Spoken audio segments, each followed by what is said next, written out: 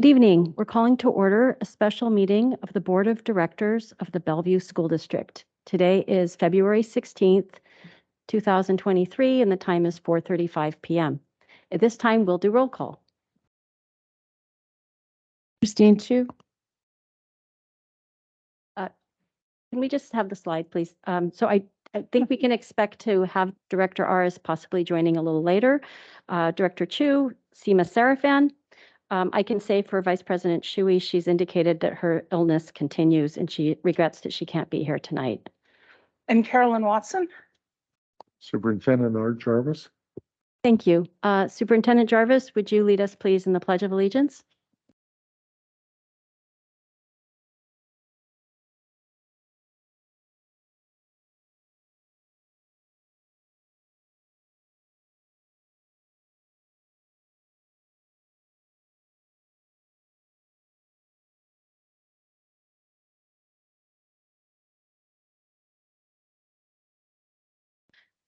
Our land acknowledgement. We acknowledge that we are on the indigenous land of the Coast Salish peoples who have reserved treaty rights to this land, specifically the Duwamish and Snoqualmie tribes. We thank these caretakers of this land who've lived and continue to live here since time immemorial. We reflect on the historic context that brings us to reside on this land and accept responsibility to interrupt erasure. We commit to an ongoing partnership with the Snoqualmie tribe as we listen to, learn from, and lead with their guidance. At this time, Superintendent Jarvis, I know that you have a series of presentations, so I hand it to you. Thank you, President Sarafan. Last week, we delivered the recommendations regarding the school consolidation. This special meeting is really intended to provide some additional information to the board and give the board a chance to ask questions. And in that sense, Melissa DeVita, who has certainly been an active part of this, has a family emergency, and so I will extend her apologies for not being able to be here this evening, but she will be watching the tape when she can do that. So we asked Deputy Superintendent Eva Collins to really set the tone and provide some information as we move through this stage. Eva Collins. Thank you, Dr. Jarvis. Can you hear me okay? Is this working? I want to thank you for the opportunity to bring together the board and some school and community members for the purpose of discussing the recommendation presented to the board last week to consolidate 3 elementary schools. We're truly grateful to these 12 individuals for the time they've devoted this week to dig into the data and information provided and their willingness to join us here tonight to share their personal perspectives. Deputy Superintendent DeVita and I met with this group on Tuesday to answer questions, but have not given any further direction to them other than we want them to share their personal perspectives. I'm first going to briefly recap the chain of events that led us to today, and then we'll launch right into hearing from our guests. Each person, when we launch, will introduce themselves and share their role or relationship with the district. And then each speaker will have 5 minutes to share. For the past several months, we've been sharing with the board data and forecasts that show a decline in student enrollment, which will result in a significant impact to the budget. More specifically, the decline has amounted to a loss of students in the last 3 years and is expected to continue for the next 10 years. We shared with you 3 approaches we're taking to address the declining enrollment and loss of revenue. 1, efforts to increase enrollment through marketing, implementing innovative programs, and opening enrollment to out-of-district students. 2, tightening up our budget expenditures through cuts to central office and other areas where we can be more efficient. And 3, consolidating schools where enrollment and building usage is low.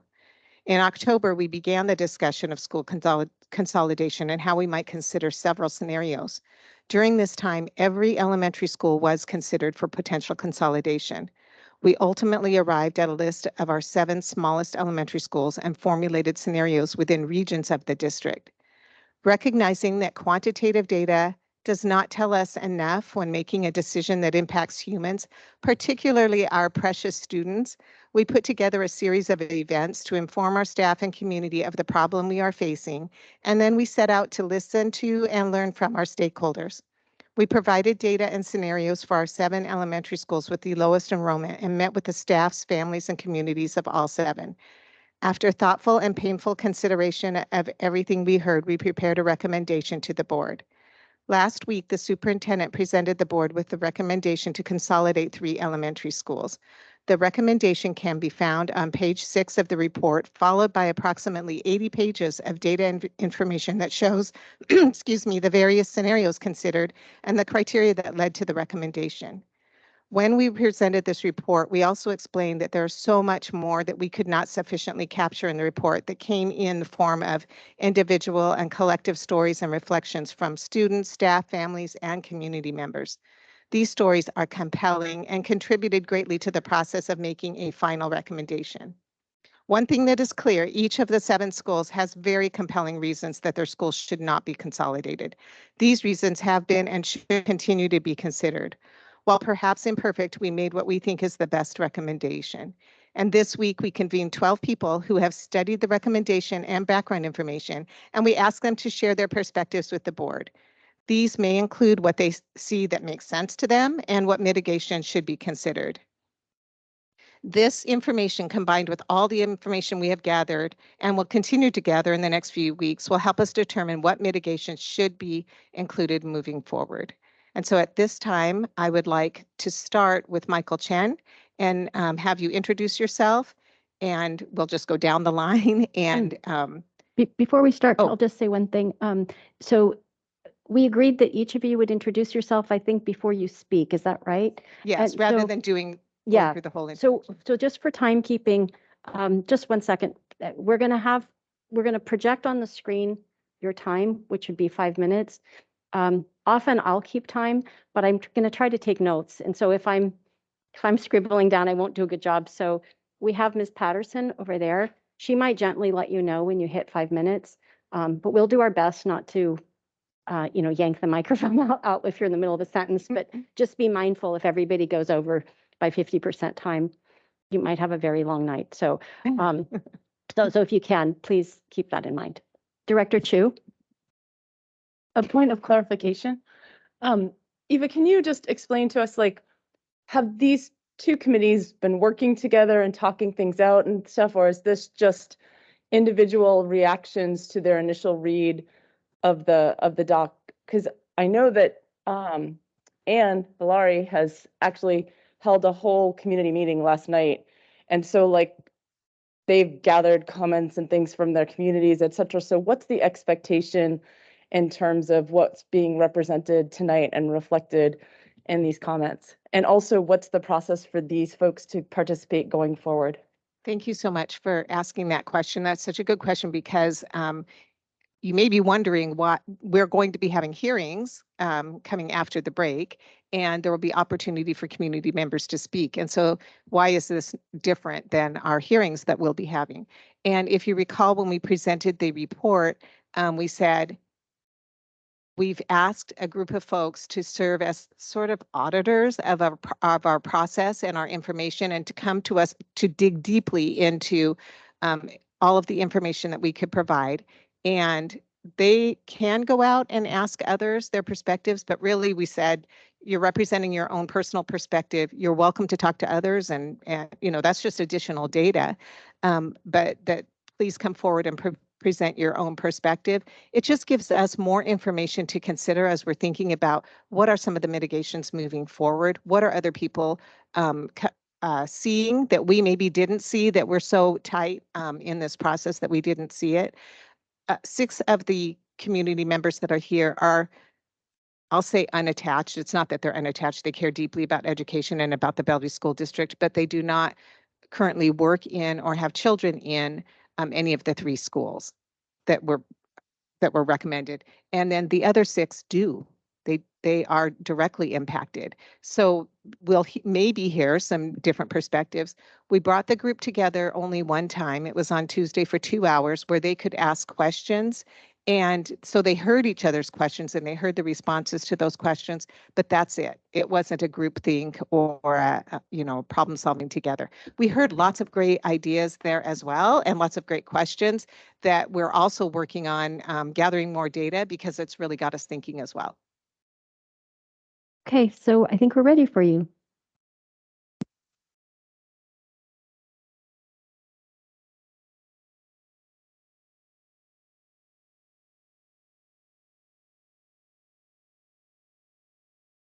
Okay, testing. All right. Uh, Good evening, Dr. Jarvis and members of the school board. My name is Michael Chen. I have been involved with the Bellevue School District intimately since 2018. I was a member of the Growth and Planning Committee. You might recognize me. I was here back in 2019 asking for your recommendation to place that $675 million bond measure on the ballot. Before I get into my remarks, I do have, 3 kids. One has graduated from the Bellevue School District, freshman in college, and a junior and a freshman at Newport High. So we moved to Bellevue and, well, I've been in the region since '94. Lived in Bellevue, moved away. When we started a family, we moved back. And the primary reason we moved back was because of the schools, the excellent the excellent track record that Bellevue School District is bringing. And I'm sure most of the people in this room all agree that's why we live here and we care about the community and the education system. That's why I, chose to volunteer and spend my time, for a year and a half plus. We got into the bond measures and the campaigning, and that was great. But during that time, I really got a sense to hear from all the different administrations, principals, all aspects, top to bottom of the Bellevue School District and what it meant, how it operated, how a real school district, a first-class school district functions. Everyone that I met and presented, they were true professionals, and you could tell they were passionate about what they, did for a living, and they cared about the schools and the community. When we passed that bond, we knew at the time enrollment was flat, but we were just replacing buildings. We were just creating first-class educational facilities for our students and our future generations. When the pandemic hit, all of that changed. The world as we knew it changed in all aspects. By day, I'm a land use planner in real estate. So I work for a consulting firm, design and consulting. I've seen firsthand the changes to our downtowns, to our offices, the whole industry from a real estate perspective. You see you see companies consolidating spaces. It's impacting everyone, and schools are not immune to it. Unfortunately, it's just a sign. We just have to adapt to those changes, just like companies have to adapt to be successful. I believe, I've reviewed all the materials presented by Dr. Jarvis, Melissa DeVita, and Eva Collins. And, I concur with those findings. There's a lot of data there. It's all, to me, it makes sense. It's just, there's so many ways to look at it, but any way you hear the term skin the cat, I feel sorry for the cat. It's always the cats. But either way you look at it, it's something needs to be done. If you don't, we'll also, the education system here at Bellevue will suffer, and we don't want that to happen. And I know it's going to be tough for families because I know there's a lot invested in the neighborhoods and the schools. But I think at the core of it, the education system won't change. I know the world around us has, but I think the passion that we all have for education won't. So that'll just keep us going. And that's it. So I'll save my minute for Renica. Thanks. Good evening. My name is Renica Getchell. Thank you for the opportunity to speak with you today. I want to start by recognizing that a closure of a neighborhood elementary school is a painful and disruptive process.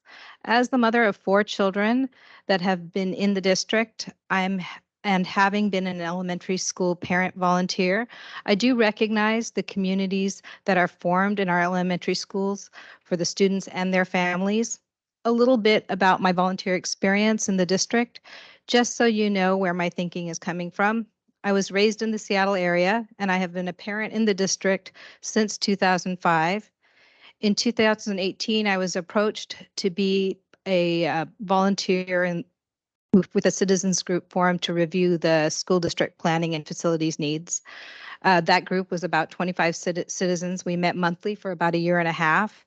Then at the end of 2019, I was tapped to volunteer and to co-chair the Bellevue Quality Schools, a citizens group formed to support the passing of the 2020 district bond.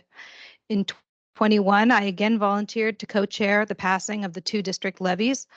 I currently also serve on the board of the Bellevue Schools Foundation. All of this is to say I have spent a fair amount of time getting to know this district at a macro and micro level and know of the many amazing programs offered to the students in the Bellevue School District. In addition, I have also spent time text banking during the campaigns and attending community forums talking with taxpayers about school funding. In my experience, it is my experience that the district administration does want what's best for students, staff, and teachers on the whole. And although the decision to make changes in the district may seem sudden and ill thought through, this is not my experience of how the district makes decisions or spends district funding. I grew up about 25 miles south of Bellevue, and when I was in high school in the late 80s, I knew at that time that the city of Bellevue had strong schools. The census around that time also was struggling, and programs and schools were changed in this district to adapt to the times. As a real estate agent for the past 10 years, I understand the demographic shifts in our area. I know about the appeal of the strong Bellevue School District. I also know firsthand that our area is increasingly difficult for young families to afford to move into. I do have trust that the Bellevue School District Administration is continuing to make decisions to uphold the tradition of great schools for all our students. It is my understanding that there is process, conversations, and exploring various angles of approach when thinking through these difficult decisions. It is also my opinion that it is not wise to continue to build new facilities to replace the old when we have many newer buildings in the district, and on average, a lot of those newer buildings are not running at capacity, not running at a capacity that best serves the students, and in fact are projected to continue to decrease in student numbers. Adjustments can be made to strengthen student experiences in schools within a fully staffed building while meeting the facility requirements of safety and technology for all the students in the district. Thank you.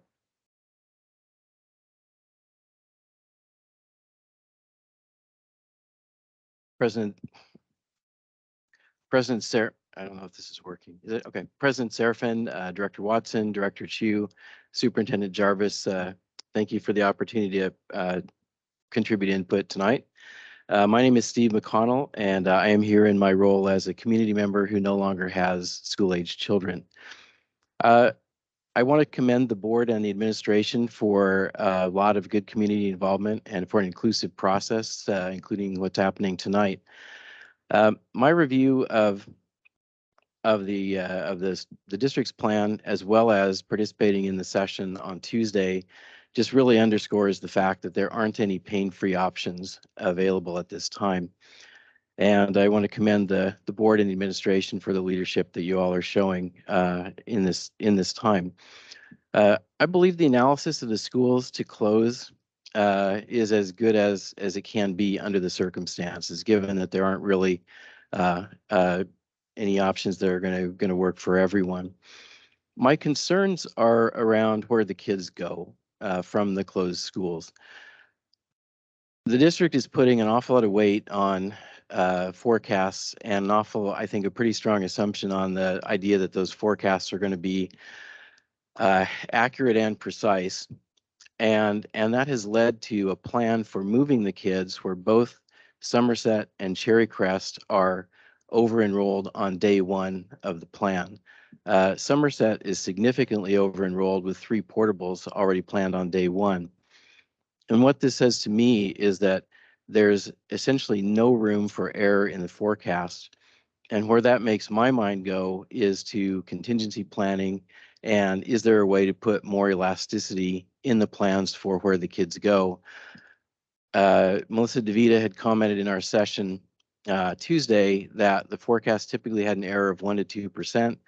2% would be an error of about 300 to 400 kids. That's a lot of error when we're already talking about Cherry Crest and Somerset being fully occupied. So the general comment really is I would like to see some contingency planning for what happens if 100 more kids show up or 50 more kids show up at Somerset and Cherry Crest over the next couple of years.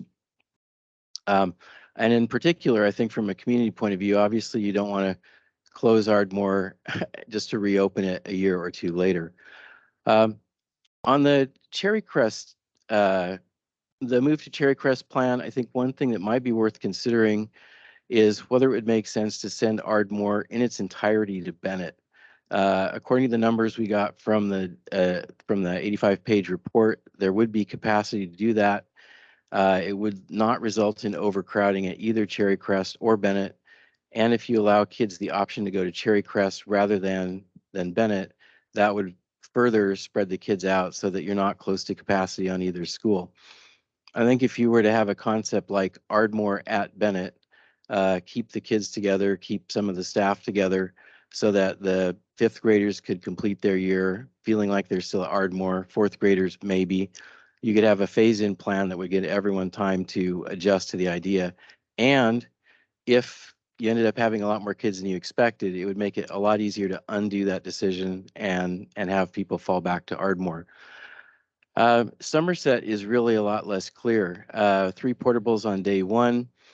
My concern in that area is just that by taking the Eastgate kids and pushing them to Somerset, that kind of implicitly pushes them toward Tyee and then Newport in the out years. And I'm not sure what the status of Tyee is these days, but Newport continues to be a highly populated school. And so that really makes me wonder if there maybe shouldn't be a bias toward having a lot of those kids go towards Spirit Ridge and then into ultimately to Sammamish, perhaps, just in the interest of not setting up a situation that almost or that would be more likely to lead to further overcrowding. So those were my reactions to the report. Again, thank you for the time. Thank you.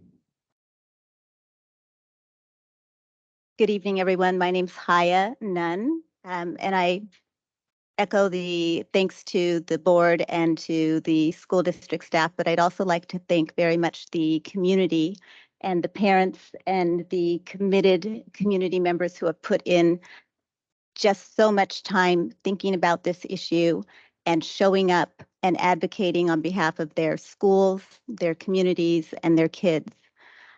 I am very familiar with the Bellevue School District. I have 3 kids who have graduated. I participated as a board member with Bellevue Schools Foundation. I'm currently on the board for Rainier Athletes. And I've also worked on a number of different committees within the school district's different initiatives. What I was surprised about with this plan, and I'm sure the audience agrees on this, is that it feels extremely sudden. And I don't know that there's a resolution to that based on the timeline that the district has expressed that I believe. But it doesn't change the fact that this is a heartbreaking situation that people are having to digest. And we have all had less time to do that than the district staff has. I trust the methodology and I believe in the ability of the board, the district, and the parents to work together. What I learned in this process, though, surprised me because the communities within each of these schools is so much far beyond what's written on paper and within the profiles that you will find on the school district website. The communities are resources and absolutely critical to the daily lives of families. And I think that that's where we really have to be so careful in how we move forward. A few of the concerns I have, I echo Steve's concerns about the crowded schools. I like the idea of Ardmore at Bennett, and I would add to that, maybe that should become the Lighthouse School, and that could create a bit of a magnet over there as well. Or is it Showcase, Lighthouse, something, the Microsoft show off school, whichever. But in any case, my biggest concerns are the ability for all parents and all families to participate in this conversation. And that's just not there, and it's not fair, and it doesn't seem possible. But I think there's a few things that we can do to make it easier for everyone to feel as though their voice has been heard. I would suggest that all of the communications from here on out be very clear and journalistic and simple to find. I've checked the website, I checked the board website, I've kind of clicked through all of the things I can find and checked social media, and I believe we're not optimizing all of those avenues to be able to get information to the families.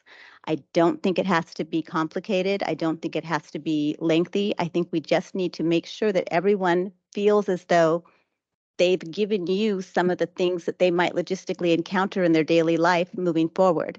I think it's very important that we engage our community partners who have space in our schools to make sure that their voices are heard in how we're going to logistically move kids from, say, Eastgate to Spirit Ridge, and how their families are going to handle having one kid in preschool on this side of the freeway, another kid in kindergarten on the other side, after school activities. How are we going to work with Metro and other service providers to make sure that if someone has two jobs, two parents going two different directions, can they drop off a child at preschool along with the older sibling, and can the older sibling board a bus there to get to their next location? What are some of the things that we can invest in to make sure that this transition is as feasible as possible?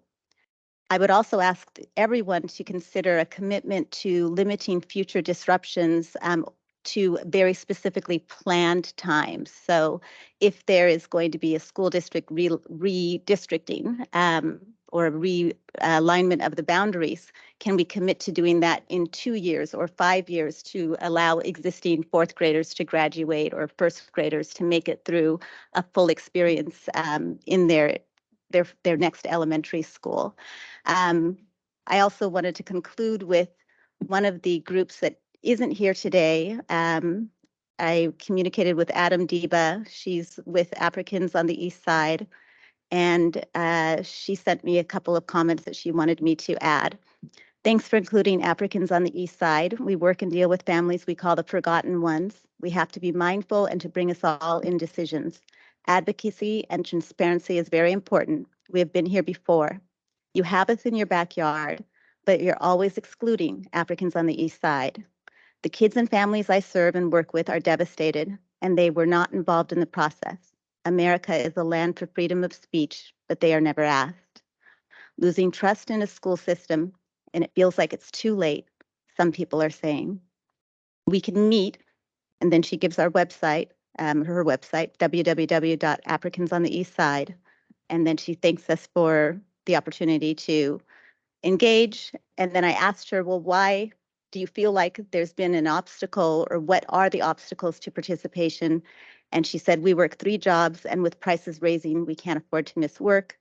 And there's a group of about 131 awesome leaders who would love to participate in this process in some way.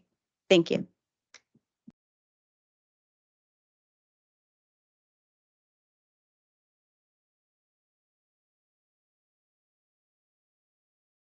Let's make sure that's turned on.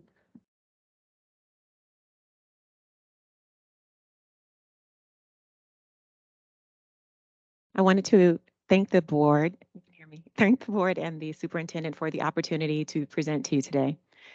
My name is Monica Webster, and I'm a parent of a student in the district, though he does not attend any of the schools proposed for consolidation.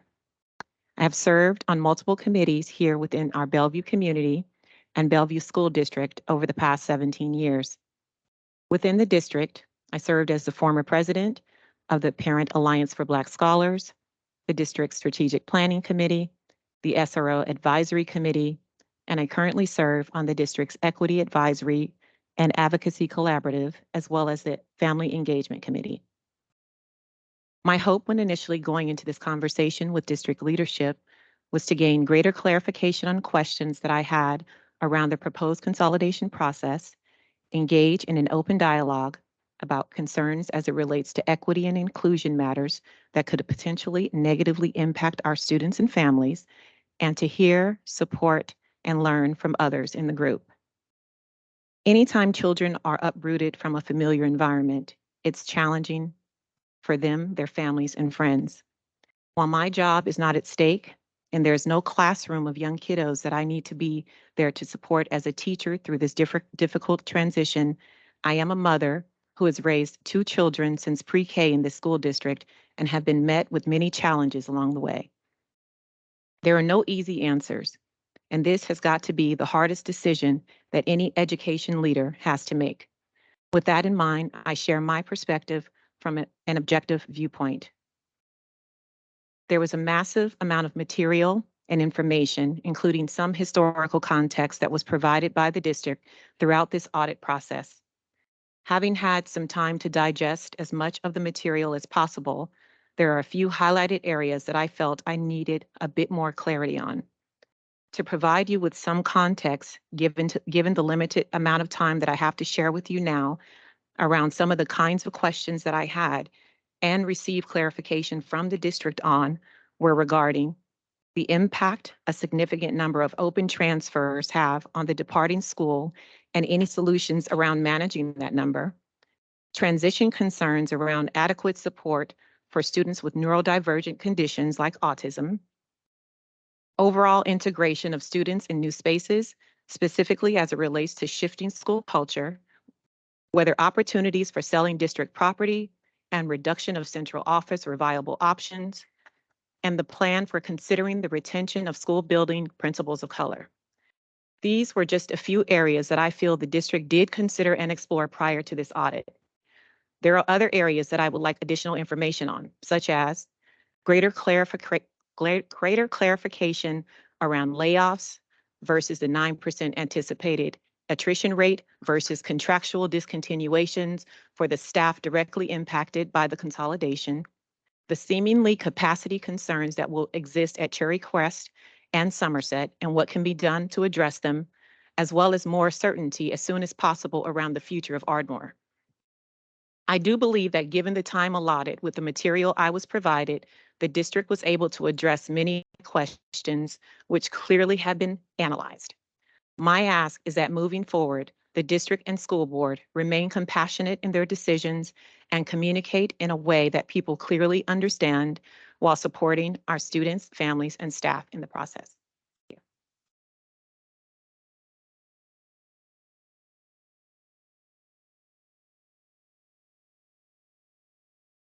Hi everyone, my name is Martha and my youngest son is a junior in Bellevue High and I am a BSD employee. My family is original from Spain. We have lived in 4 different countries and 6 years ago we arrived to Bellevue. I am honored to be part of this committee. Thanks for taking the time to hear different community voices. I would like to take this opportunity to give my personal feedback on the school consolidation plan presented by Dr. Jarvis. Over the years, I have seen how Bellevue School District is more and more diverse and how we embrace all cultures. I am going to speak in Spanish as an expression of the diversity in this community. En primer lugar, me gustaría agradecer al equipo ejecutivo el haber presentado. I think we're going to try to translate what you say if you just give Yeah, us. yeah, I know that Okay. everything was Thank you. supposed Thank to you. work. So Yeah. I think we just need to make sure we do that and have it projected. Yeah. So I think we're ready for I it. told them in advance. Okay, thank you. I think we need to just, if we can, Okay, cool. project it and then so those in the room and online For can me, it's important to speak in Spanish because understand. like this, the community that don't speak English is going to be our role model. And not only if you speak English, you can come to speak to the board. That is my personal. I appreciate that. And I think I appreciate you let them know in advance. And I think we're going to be ready for you. We just need a second. Yeah. Okay, so just so I'm clear, it's going to be projecting up there on a screen that they can see and those online can see. So I guess if anybody in the audience has trouble, there's just letting you know there's monitors on the side too. If you're sitting there, you can look to the side, but if you have trouble, you can let us know and we'll find a way to make sure we're good. Thank you. Okay. Okay, let's wait a second. Is there a way we can make sure that the mics for each of our speakers is sufficiently loud so that nobody has any trouble?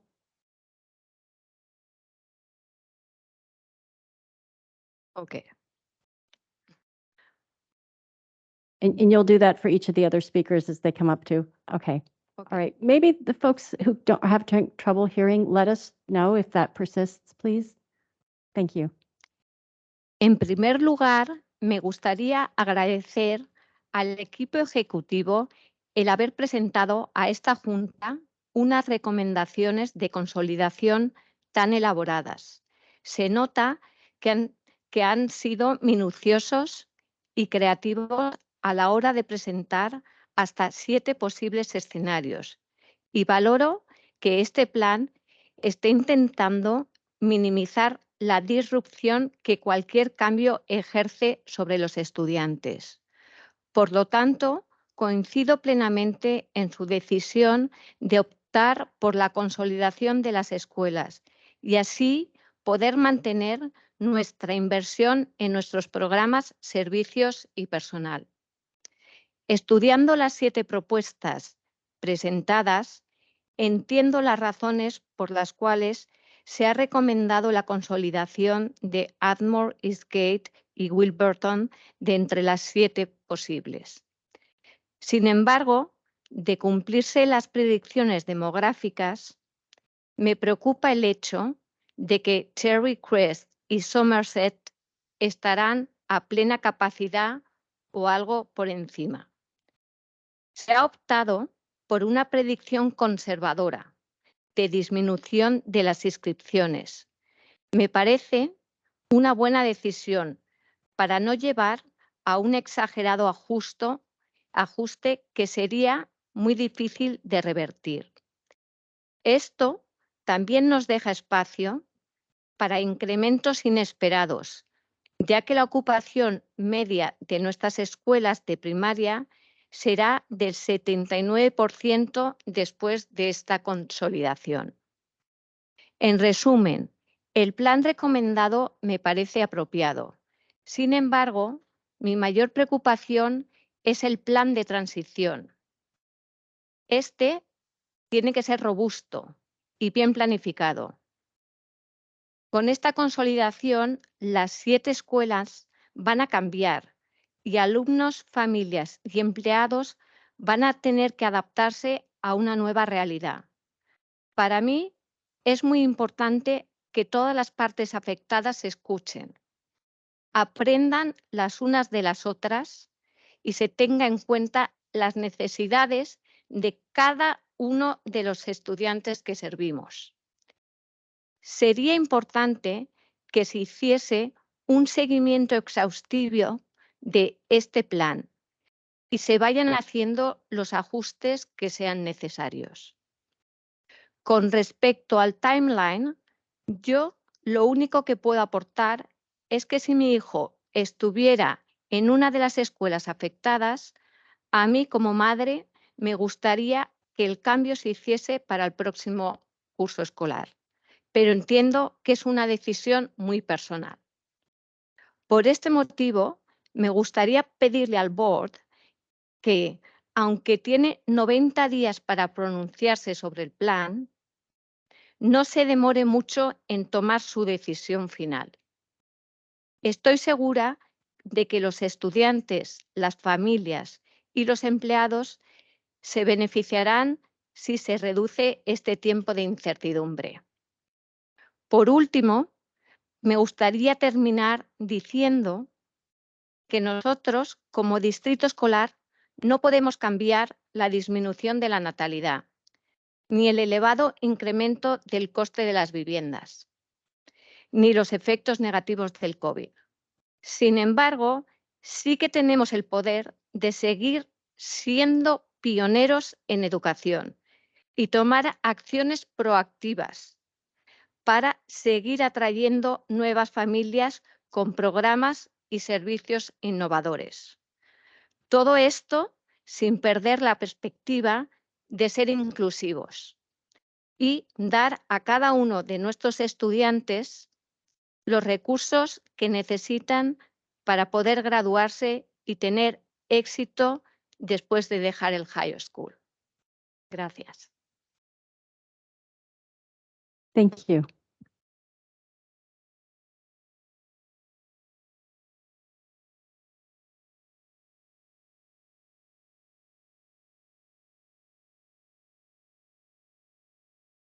Jess, can you help her with her microphone? I You want hear to me? make sure there's no issue.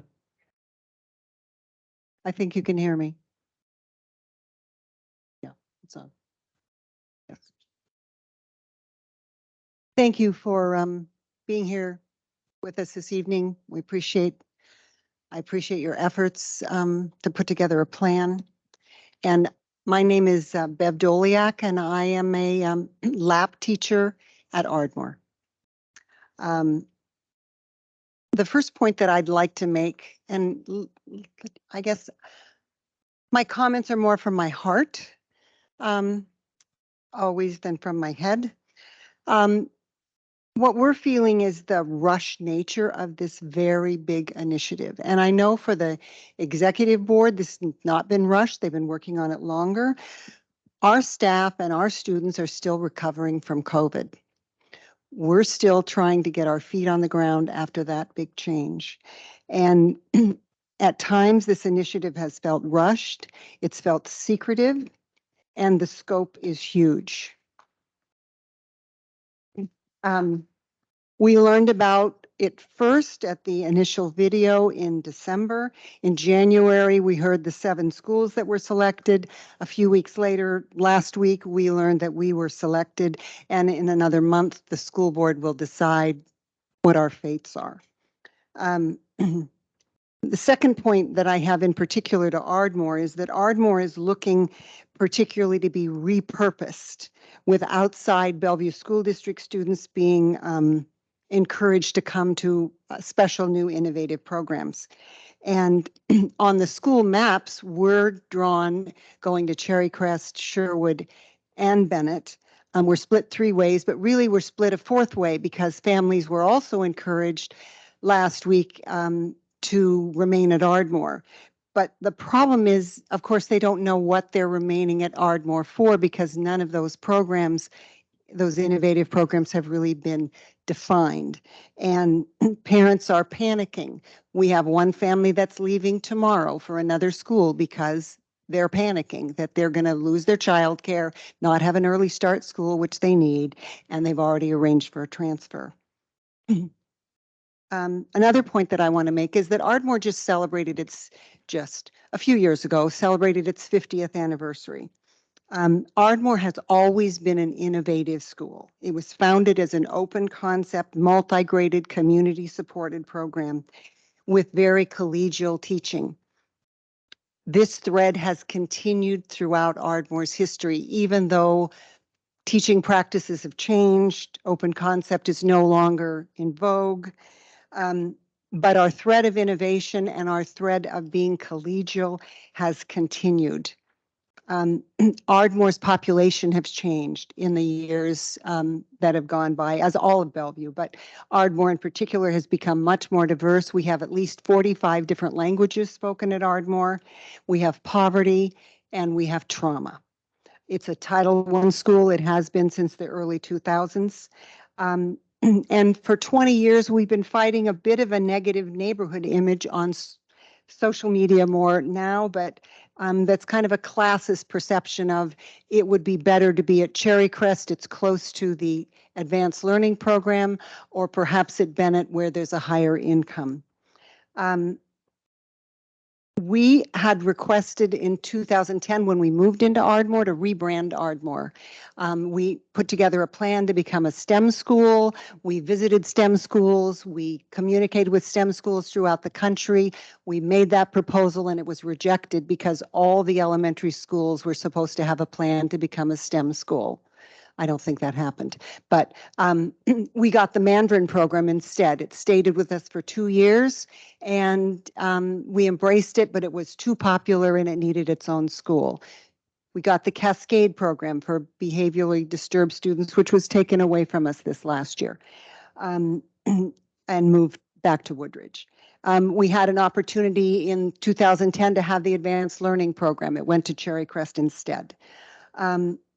We've had 10 principals in the 25 plus years that I've been at Ardmore, with an average of 2.6 years per principal. So we don't have a lot of time.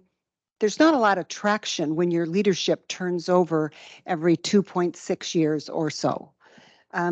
So Ardmore, in summary, Ardmore would welcome an innovative programs, a STEAM program, a STEM program, the Heritage Language program, move AL to Ardmore instead of taking it to Woodridge. But whatever is decided for Ardmore's fate or future, we need time to plan it. We need commitment from all the participants, including the school district, and we need the grace to be able to put it together in a way that's reasonable for our families. We love our students. Each one is precious, and with trauma, change is traumatic. And will our children survive change? You know, they're adaptable, they'll survive, but will they thrive? And we want our children to thrive.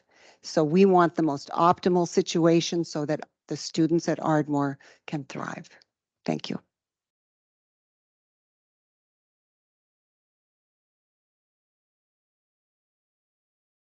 Hello, I'm Robin Buckmiller. I'm a parent at Ardmore. Thank you for the opportunity to speak tonight. A big factor in Ardmore's closure was the open enrollment numbers. And there are some folks who question how those numbers were arrived at. We're not completely sure if they were projections of projections. I'm aware that you guys have had people yelling at you over data for a couple of weeks. I'm not here to do that. I do want to share with you a story, though, and make sure that you know that the biggest problem that we have faced, to build on what Bev said, isn't necessarily that high number of families who have requested potentially to leave Ardmore. It's the perception that drives that data. I moved into my house, which is about 3 blocks away from Ardmore, 12 years ago. I was pregnant with my first child. My husband and I we naively hadn't researched any of the schools around us because it was the Bellevue School District. What could possibly be the problem? They were all going to be great. And as we were meeting our new neighbors, one set of neighbors in particular had smaller kids. And I asked them, also, how do you enjoy the school? And she said, the school up the hill, we don't go there. That school's for free and reduced lunch kids. Those kids, a lot of them don't even speak English. Nobody goes there. You probably won't go there. I'm a former free and reduced lunch kid, and my kids went there, and I'm glad that they did. It's interesting, though, even with the resources that my husband and I had to throw at that school, we rolled our sleeves up and joined the PTSA right away. Even with the resources and even with the best of intentions, I will admit to you that there were years at Ardmore that were very difficult. PBIS wasn't necessarily being enacted in the appropriate way. The test scores were stubbornly low, despite the fact that we had amazing teachers who were oftentimes seeing changes in leadership and finding it hard to get momentum with some of the curriculum and practices. It actually got bad enough at one point that we attracted the attention of BSD leadership. And I've had the opportunity to thank some of you. I think this is the 4th meeting that I'm going to do it again. And I'm going to look over here at Dr. Collins and Dr. Aramaki in particular. In the past few years, BSD has been instrumental in providing Ardmore with needed resources to stabilize our teacher turnover, to provide the special support that our population needs. And a few years ago, also to find a strong veteran principal.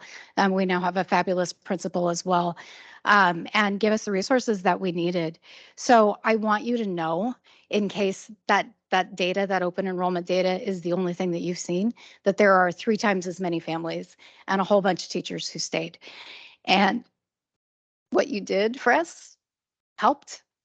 It worked. We are not perfect. Ardmore is not perfect, but we've seen a lot of success. I provided a few photos that I hope will be could be shared later, but I want you to know that today Ardmore is a vibrant community. It's a safe place to be. It's a fun place to be.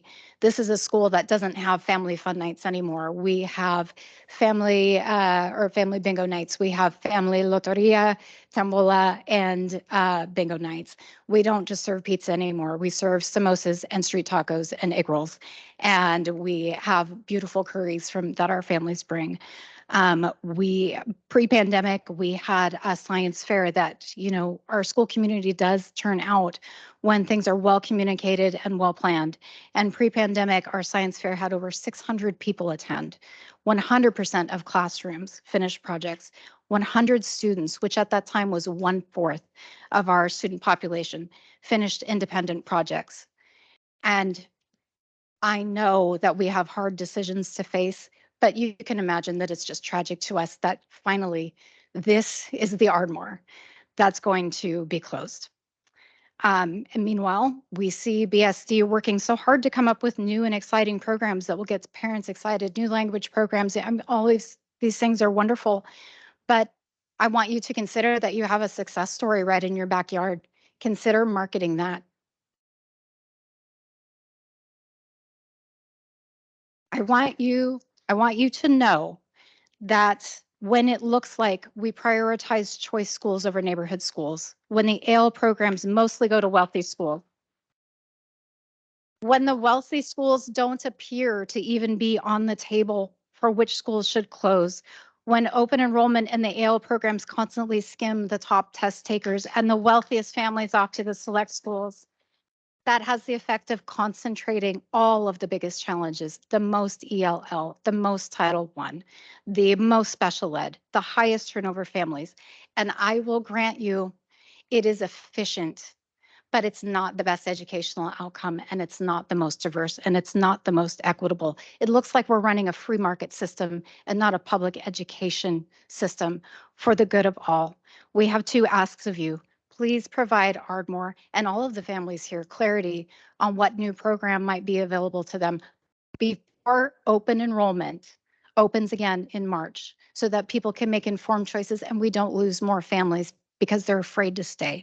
And please recommit to the principles of public education that I know that you all believe in, and we've seen it directly. And stand with us so that we don't wind up doing things that inadvertently prove my neighbor right. She's wrong. Thank you.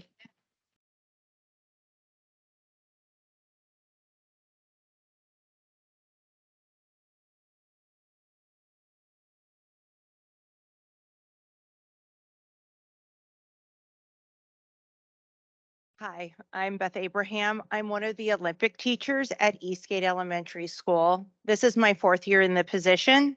I am here to share my perspective of the recommendation by Dr. Jarvis. We took the initiative of surveying our certificated and classified staff in the 2 days we had to prepare for this presentation. The first question that we asked was, do you think your voice, our voice, has been honored in this process? Of the people surveyed, 100% answered no. Our request, based on this response, is to have more than these 5 minutes with you, our board, to meet with our staff, to see our education community in action. We are inviting you to come to Eastgate and spend a day with us. The second question we asked was, between January 11th and February 9th, we were repeatedly told that no decision had been made. Do you believe this to be true? Of the people who answered, 100% answered no. We request more consistent district-wide transparency and communication based on, because every decision has been felt rushed. For example, our staff only learned of the possibility of Eastgate closing on January 11th. We had 4 school days to prepare a presentation for our district executive committee to convince them not to close our school. 21 days after that meeting and during a school board meeting, we were made aware of this recommendation. The next question we asked, do you think we have ample time to meet, process, and or prepare for any meetings or events that the district has given us? 95% answered no. We request that you thoughtfully and thoroughly review the recommendations before making a final decision. It takes at least a year to adopt a new curriculum. It took the district less than 4 months to decide to consolidate 3 schools. Our final data point is, are you concerned about the equity of these recommendations? 97% answered yes. We request that you ask the district to examine and present solutions that are not based on enrollment alone. The numbers do not tell the whole story as why students are attending non-neighborhood schools. By allowing families to open enroll in affluent schools, this continues to perpetuate classism, racism, and ableism. To be clear, we do understand these things. There are 90 days for this recommendation to be finalized. We have, number 2, we have had a declining enrollment at Eastgate and as a district. Every school's enrollment fluctuates, and ours is no exception, as it has fluctuated for many years. We know there is a budget shortfall. We are unclear on exactly the amount because we have heard it's anywhere from 3 to 20 million. We understand we need to be financially responsible. Like Medina, we are a perimeter school. This was cited as a reason Medina was not considered for consolidation. Eastgate is a continuum of special education services for each and every student. It spans pre-K and beyond. Our 3-tiered approach is currently being used as a model in the district. Speaking of our special ed model, we'd like to give you a glimpse into the uniqueness of Eastgate. First, we don't simply host the Olympic program, we are the Olympic program. If you search for the Olympic program on the BSD website, there is no information to be found. For those who haven't visited Eastgate personally to witness the magic that happens there, I'd like to give you my perspective of what the Olympic program is, since it is not defined anywhere. Excuse me. Our Olympic program is designed for students who have various sensory needs that are different from typically developing students, most of whom are autistic. This is a place for neurodivergent students to be in their least restrictive environment as much as possible, while still receiving the supports they need to be successful. It is where students can be their authentic selves and know that they will not only be accepted, but welcomed by everyone around them. Our entire staff has received training on how best to support students with autism, from our classroom teachers to our paras to our office staff, from our custodians to our GSAs, from our bus drivers to our cafeteria staff, from our admin to our specialists. Our student body knows more about autism than most adults. Our PTA events always include low sensory times for our Olympic families to feel included and that they belong. Our playground is specially designed to include sensory toys for our Olympic students, uprooting this population from a population of students who thrive on consistency and routine is more than unfair. It is just plain cruel. In addition to how our program works, we have developed a long-standing relationship with the University of Washington Autism Program and Dr. Orlick. We recently revamped our entire special ed program to be a continuous service for pre-K and beyond to better meet the needs of children and our current students and a multitude of incoming students. To give you an example, the success of this change, I would like to tell you about a second grade student in my class. She was struggling with a full-time push-in with her second grade class last year. She got overwhelmed and would twirl or play with toys in the back of the class or elope from class altogether. When we moved to the tier model, she was able to be in class that was smaller, gave her more than one and more one-on-one attention to get her the help that she needed, given her time in the general edu classroom that best served her. She is thriving in this new format. She went from exhibiting pre-reading behaviors to a reading level C in December. She's almost at grade level in math, just to name a few of her accomplishments. Eastgate has also established relationships with Newport High School Teaching Academy, Seattle University Student Teaching Program, a robust Young Authors Conference, Pacific Northwest Ballet Residence Program, a flourishing preschool that also has a waiting list, that always has a waiting list and also includes a bilingual room, and so much more. The consolidation of Eastgate would mean putting an end to all of these unique and valuable programs and relationships. In closing, we want you to know that we have created Eastgate, that we've created at Eastgate, thanks to our Olympic program, has taken 10 years of hard work, training, lots of turnover, many tears, and so much love. Replicating it might be possible in a new environment, but starting over from scratch is not what's best for our kids, especially not for the most vulnerable special education students. We are advocating for our students, our family, and our one of a kind inclusive Eastgate community. Thank you.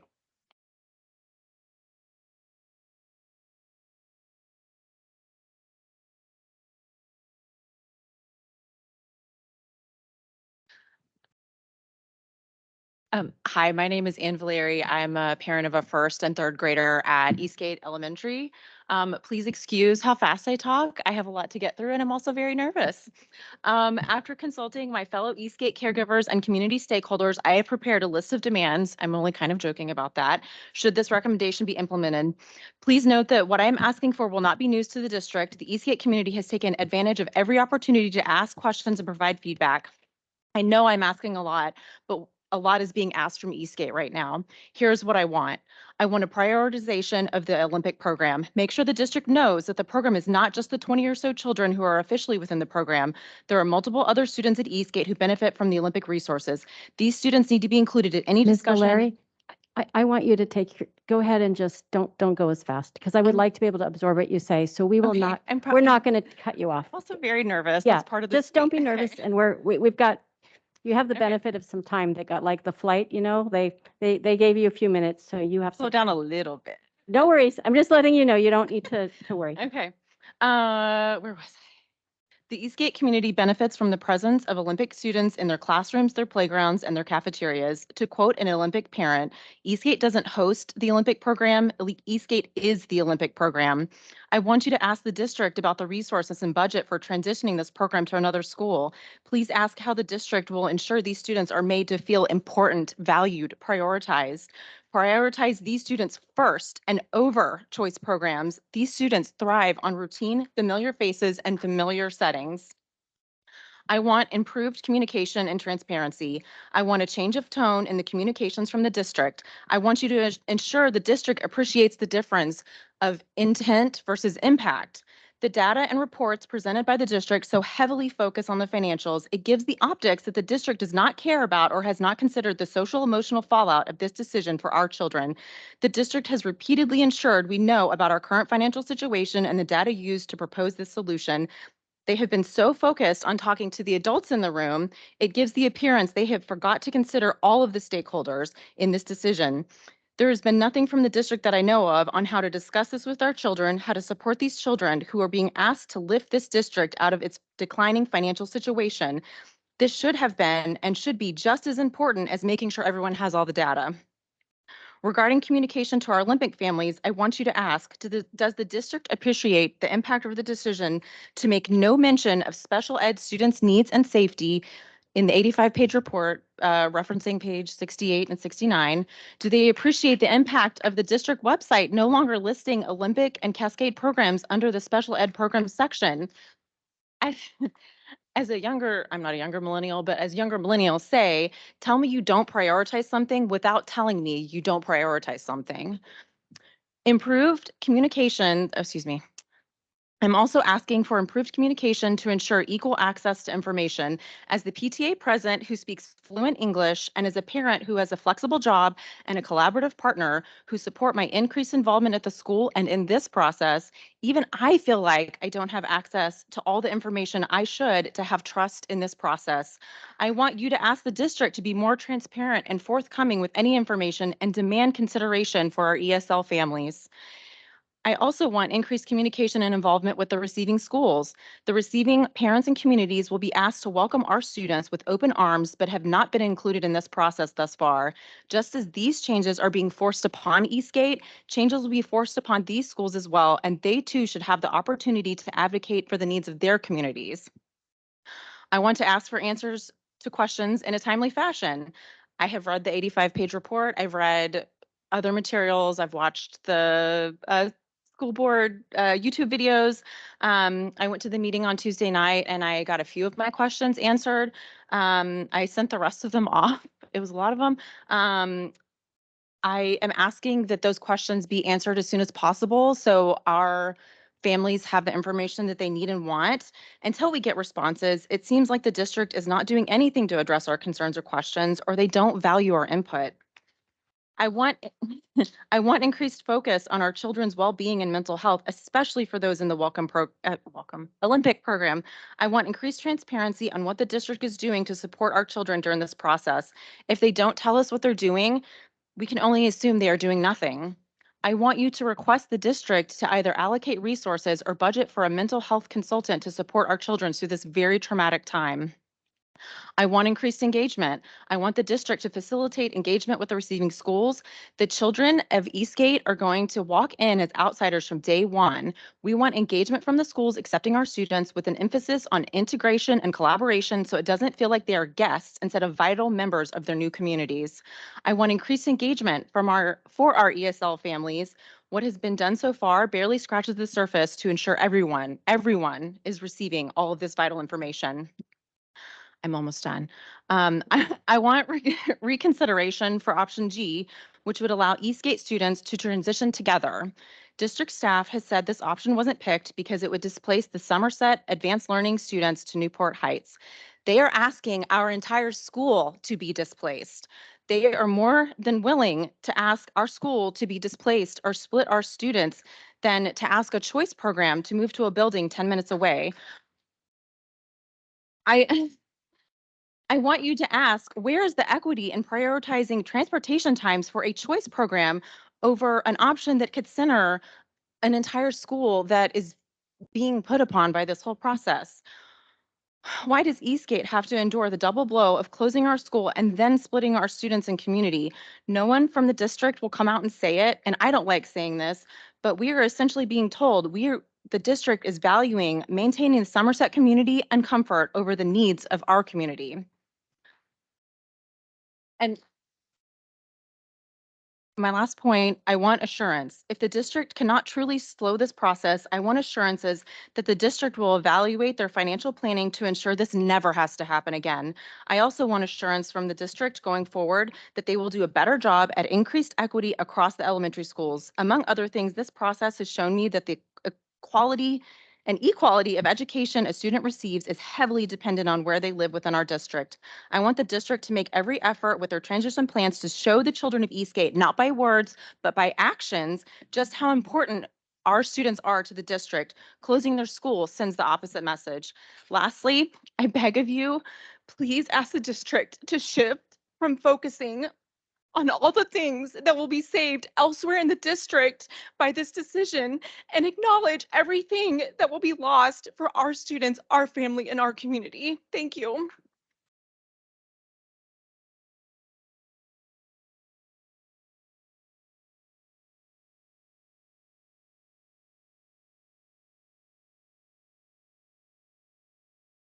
Hi, Thank you for having me here today. My name is Shane Monroe. I empower fifth graders at Wilburton Elementary. I'm one of our building union reps, and I'm the 2023 Regional Teacher of the Year for Puget Sound ESD 121. I want to acknowledge how uncomfortable it is to speak against BSD's current proposal to consolidate Wilburton. As an educator, my priority is to speak out on injustices affecting our students. In this scenario, I'm presented with two choices. One, accept this plan and lose my beloved community. Two, speak against it and potentially lose my position to budget cuts. In the end, I remain a voice for the unacknowledged. I wish I could provide an opportunity for people removed from our school buildings to experience the devastatingly painful and heart-wrenching experience of teaching students the day after a proposal to close their neighborhood school is announced. I wish we could show the school board a day in the life of Wilburton. However, we haven't had a visit since early 2021. A part of our plan was to invite you to see us before a decision was made. The foundation of my Teacher of the Year platform is rooted in equity, inclusion, and student voice. I've met with innovators, lawmakers, and leaders of education who applaud the intentionality Wilburton puts into our craft. I received this title as a result of sharing the work that is consistently being done daily within my building. It is nearly impossible to find this within the proposal to expunge Wilburton, an inclusion model school. Wilburton delivered a group presentation sharing how we weave one question through all of our learning. How do I honor and affirm my students' identities with my learning today? We spent a portion of our presentation sharing how excited we were to potentially welcome new students and staff members to our school, something we do weekly at Wilburton. We spoke to the absolute importance of maintaining stability for our McKinney-Vento students and of the steps we have taken as a collective to support our high mobility rate and ever-changing student needs. We spent this time as a community with a goal to unify, despite an unintentionally competitive process placed on us by BSD. We did not spend time hoping we wouldn't have to take in new staff or difficult student populations. We did not list demands. Instead, we focused on sharing a willingness to embrace and create community. We are devastated. We feel disrespected. There is no debating that it does not make sense to close Wilburton unless there is already plans to utilize in a new capacity.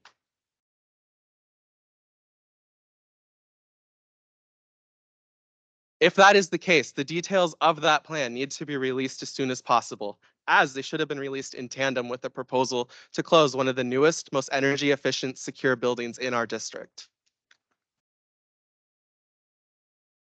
We have already observed and listened to the chaos that ensued during last week's public comment when community members were live updated of decisions via text message instead of a speech before public comment. What are the plans to support our most vulnerable student populations who are now displaced from home and school? What is the plan to support the community of educators who have committed to racial equity and inclusion as the root of all the work we do in our school? What will happen to our admin, our success team, our office staff? Why is there not a plan to utilize our computer science program, Makerspace, and the investment from BSD to develop a staff with this skill set? A STEAM program skill set that provides access to all students within their classrooms, regardless of their home language or ability. How does BSD expect this program and their desire to create innovators of the future world to thrive when educators who promote it and live it daily are met with resistance from our peers? Why is BSD relying on the use of portables? Wilburton has the highest capacity without portables. Why is there not a scenario in which Wilburton welcomes a STEAM program, advanced learning, or a new language program? Is it because there's already a plan for Wilburton's building? The district report states the location of Wilburton provides an opportunity to repurpose the facility given its central location and proximity to public transportation. It also states as a not positive that bringing new staff into our building requires them to get more special education and technology training. The district states, are we valued for what we do for our students or for the location of our building? That is the question we come to you with today. How will BSD ensure we recreate our diversity of staff at Wilburton and not simply lose our BIPOC and marginalized staff to attrition as a lack of not feeling seen, acknowledged, or respected? How will you ensure we are not simply scattered amongst the district, unable to continue keeping equity, inclusion, and modern technology at the root of all we do? Why are you not capitalizing on Wilburton's unique ability to welcome without questioning and expand our community? In the game of numbers and data, Wilburton may just be a building, but in reality, Wilburton is our home. It's a community that has formed a village dedicated to healing generational trauma. You cannot simply recreate that. Once something good is lost, it's gone forever. We cannot simply replicate these spaces and ideologies when we are torn apart.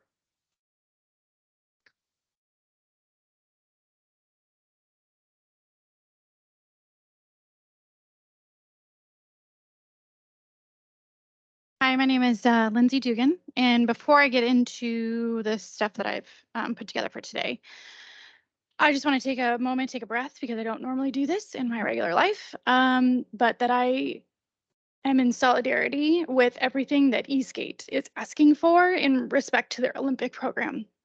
Throughout this process, I didn't know about the Olympic program, and I learned a lot, and it sounds incredible. And to think that we can relocate that to just another building and just start again does not seem reasonable. But so in solidarity with them, I just needed to say that. Okay, so my name is Lindsay Dugan, and I have a son who is in 4th grade and started at Wilburton in its inaugural year. I'm here as a parent, as a president of the school's PTA, and as an advocate for the marginalized groups that will be negatively affected by the potential closure of our beautiful school. I understand the district is facing a decline in enrollment. Yet after reviewing the 85-page proposal, I believe the recommendation to close Wilburton Elementary is misguided for several reasons. For one, logistically and financially, it defies common sense. Wilburton's enrollment is at 360 students, while Woodridge is at 298. Closing Wilburton would cause significant disruption by dividing students and staff into multiple locations. Wilburton's capacity can hold close to 700 students. When it opened in 2018, Wilburton instantly became a bellwether for excellence in immersive learning and student engagement. By removing Wilburton Elementary as a general education school in the district, students will lose access to the building that is an award-winning, energy-efficient, inclusive in accessibility, and secure. On the other hand, Woodridge, which was slated to stay open, is nearly 2 decades old and has portables on property, suggesting to me that leaders had concerns at one point about the ability to service the needs of its students. By pointing out differences like this, I do not intend to pit one school against another. In a perfect world, we would not need any of this, and all of our communities could stay intact. But given the facts and the school's proximity to each other, it doesn't stand to reason why the school with a higher enrollment and better facilities would be the one that's on the chopping block. Secondly, as a Microsoft Showcase school, Wilburton is technologically advanced. All of its teachers have been trained and to integrate computer science in content areas. Meanwhile, the building itself was also designed using a pod system, which helps stimulate more collaborative and teamwork amongst students. In 2019, it won the Learning by Design Education Facilities Design Award for its inherent physical and technological flexibility. For a general education students to lose access to these teaching spaces does not support the district's mission to improve the quality of the education it provides. Rather than close Wilburton, the school district should be propping it up and using it as an example to increase enrollment, which is also another stated mission of the district. Use Wilburton to attract new students and families seeking an updated approach to education. without having to implement any new program. And unfortunately, I feel it needs to be said, if the plan to vacate the building and use it to house a choice school, it is a clear message that the district values those programs over students seeking general education.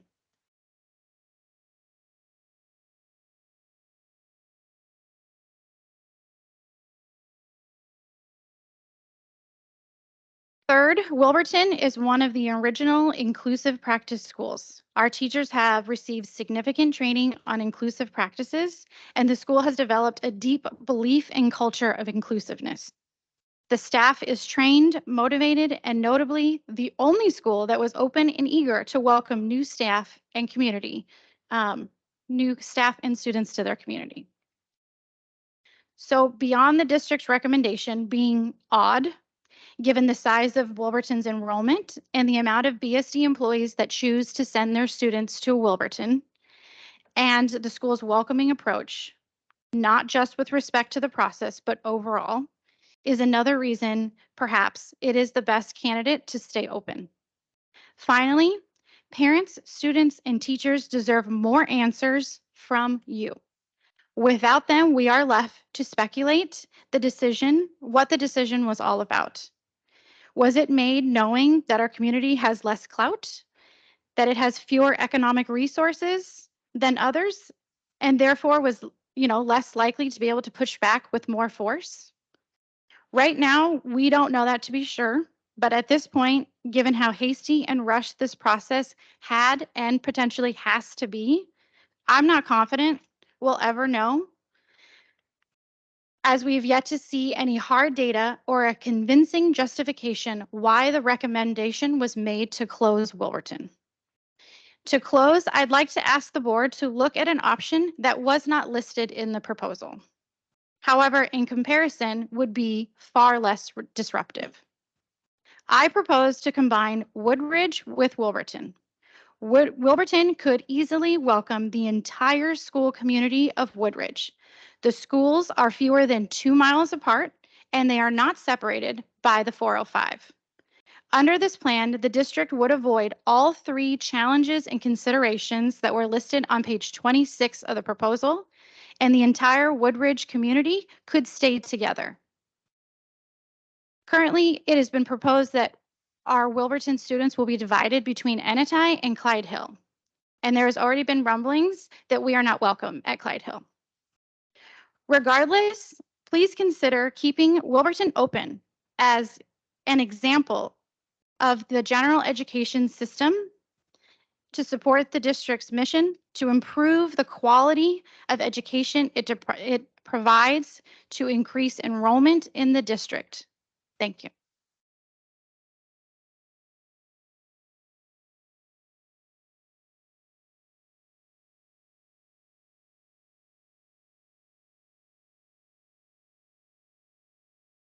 Before we go to Deputy Superintendent Collins, I just wanted to thank each and every one of you. It was really remarkable to hear each of your comments. So thank you. I understand next is Deputy Superintendent Collins, and then Assistant Superintendent Kaliaramaki, and then I believe the board will have some time for our questions. Thank you. We're going to give you just a really brief update about timelines, et cetera. But I also want to thank all of you for not only the work you did, but for bringing forward your honest and compelling reasons for your perspectives. And I very much appreciated it. And when I said there are compelling and very valid reasons from every school not to close their school, that's a perfect example of that. And so thank you so much. And thank you to the people who came to support your colleagues and parents from your schools tonight. Thank you. I'm just waiting to see if we had a couple of slides, I think. Yes. Is that Jess or Yasmina? Okay. Yes. Thank you. Yes, thank you. there had been a question about the timeline for decision-making for the board. And so, so this is the timeline. On February 9th, the recommendation was provided by Dr. Jarvis to the board. And here we are tonight on the 16th to hear from the folks that have participated on this. I mean, we called it a committee. It's a review group. And then there will be 3 hearings that will be happening in alphabetical order. Ardmore, Eastgate, and Wilburton will be happening after midwinter break. Then at a regular school board meeting, there will be time for us to present any modifications or mitigations based on everything that we're hearing and collecting between now and that time. And then we will be asking the board to take a vote on the 16th at a special board meeting. And then implementation planning has already begun, just to be proactive, but then it will become in earnest once, if a decision is made or if the board votes to move forward with the decision to consolidate schools. So that's the high level timeline. Next slide, please. This is a glimpse at some of the committees that we're setting up, or work teams and groups that we're setting up in order to do exactly what was requested, I think, from some of the folks that we heard from tonight about having opportunities to meet with their receiving schools and do some planning together and to come up with their own ideas for consolidating that wouldn't leave them feeling that our students feeling like guests in somebody else's school. And so this plan in general shows that we have the executive team, a core team, which is Deputy Superintendent Melissa DeVita and I would be leading that.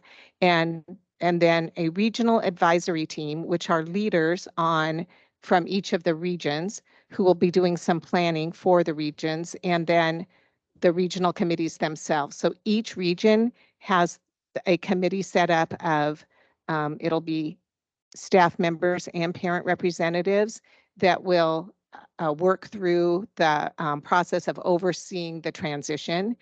And then at the school level, there would be a steering committee at the school level to oversee work teams within the school. So work teams might include some student activities or how communication or family outreach.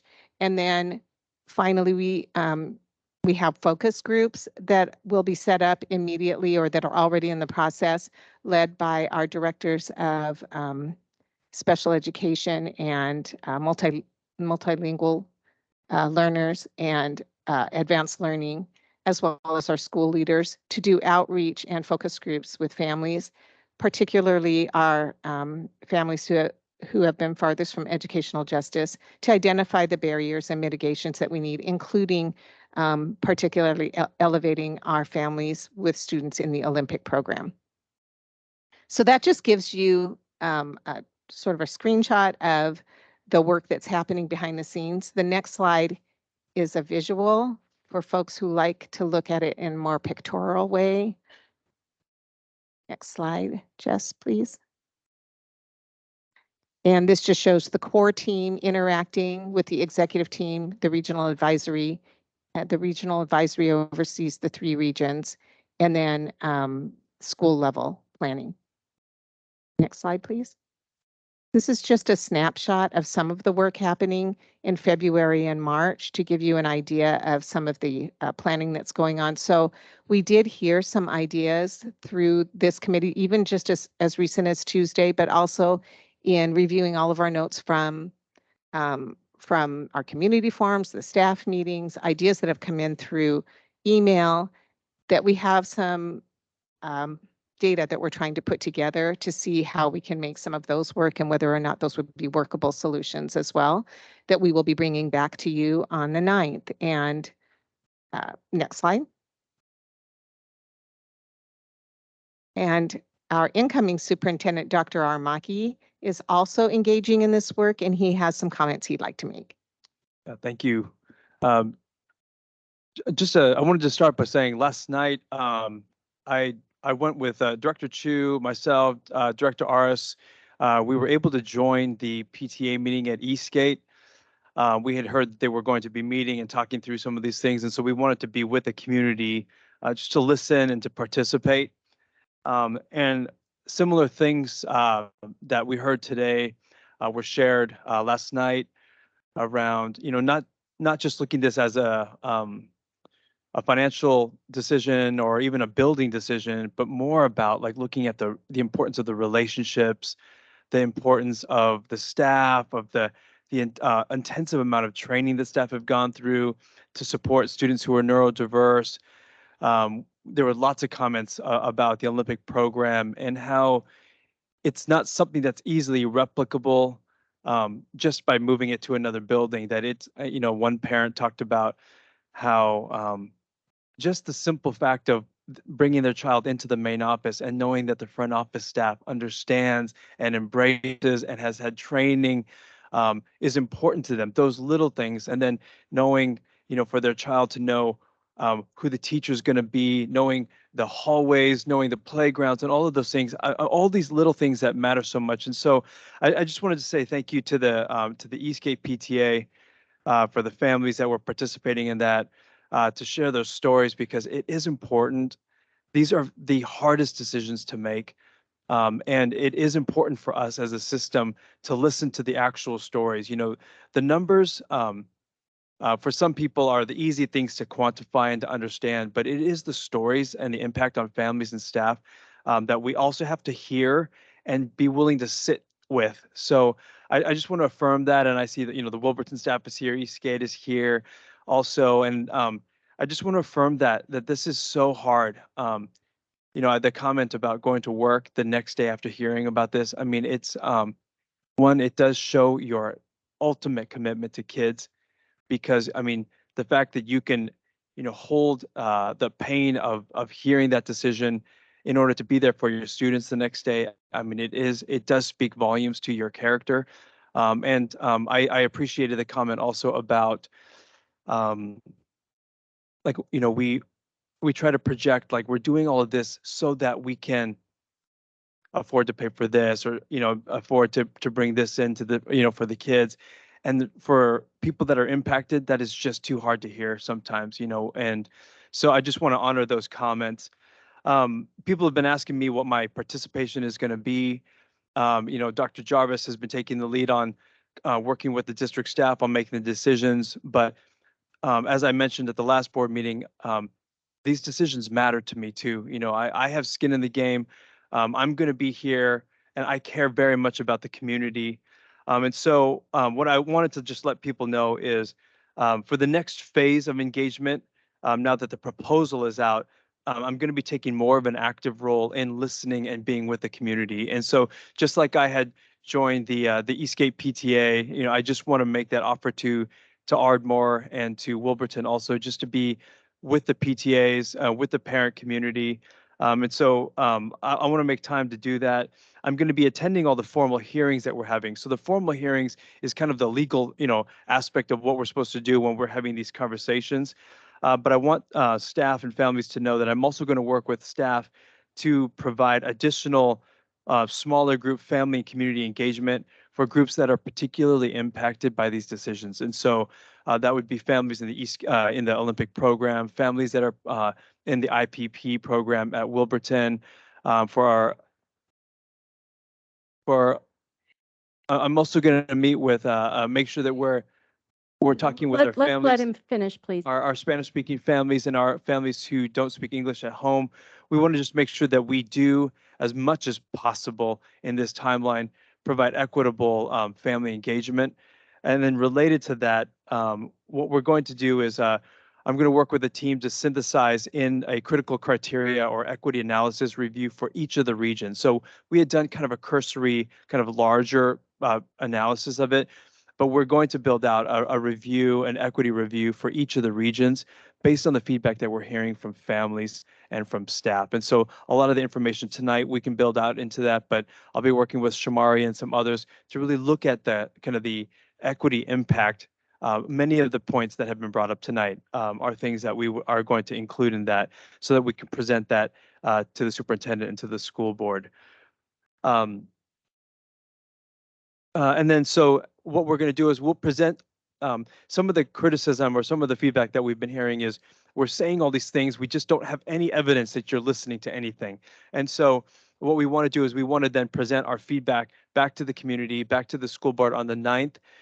We're pushing out, we wanted to make sure that there was one more board meeting where we could present kind of what we're hearing, any adjustments that we're making based on the feedback we're having from families.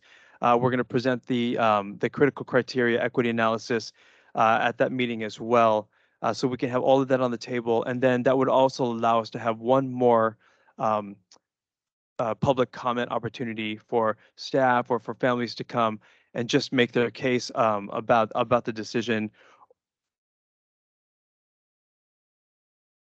that we have. So we have a board meeting on the 9th, which is going to be the last board meeting before the decision is made. And so what we've done is we're proposing to add a second special board meeting on the 16th so that we have one more opportunity after. We wanted to hear from the communities during that week of the hearings and some of these smaller group meetings, and then process the information and send it back, present it back to the community on the 9th.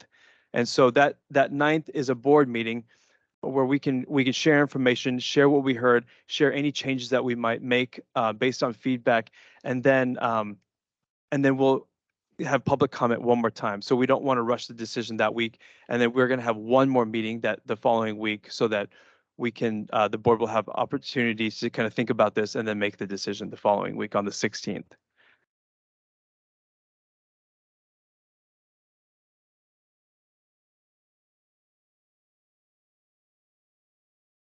Yeah, 16th is the extra board meeting to make the decision.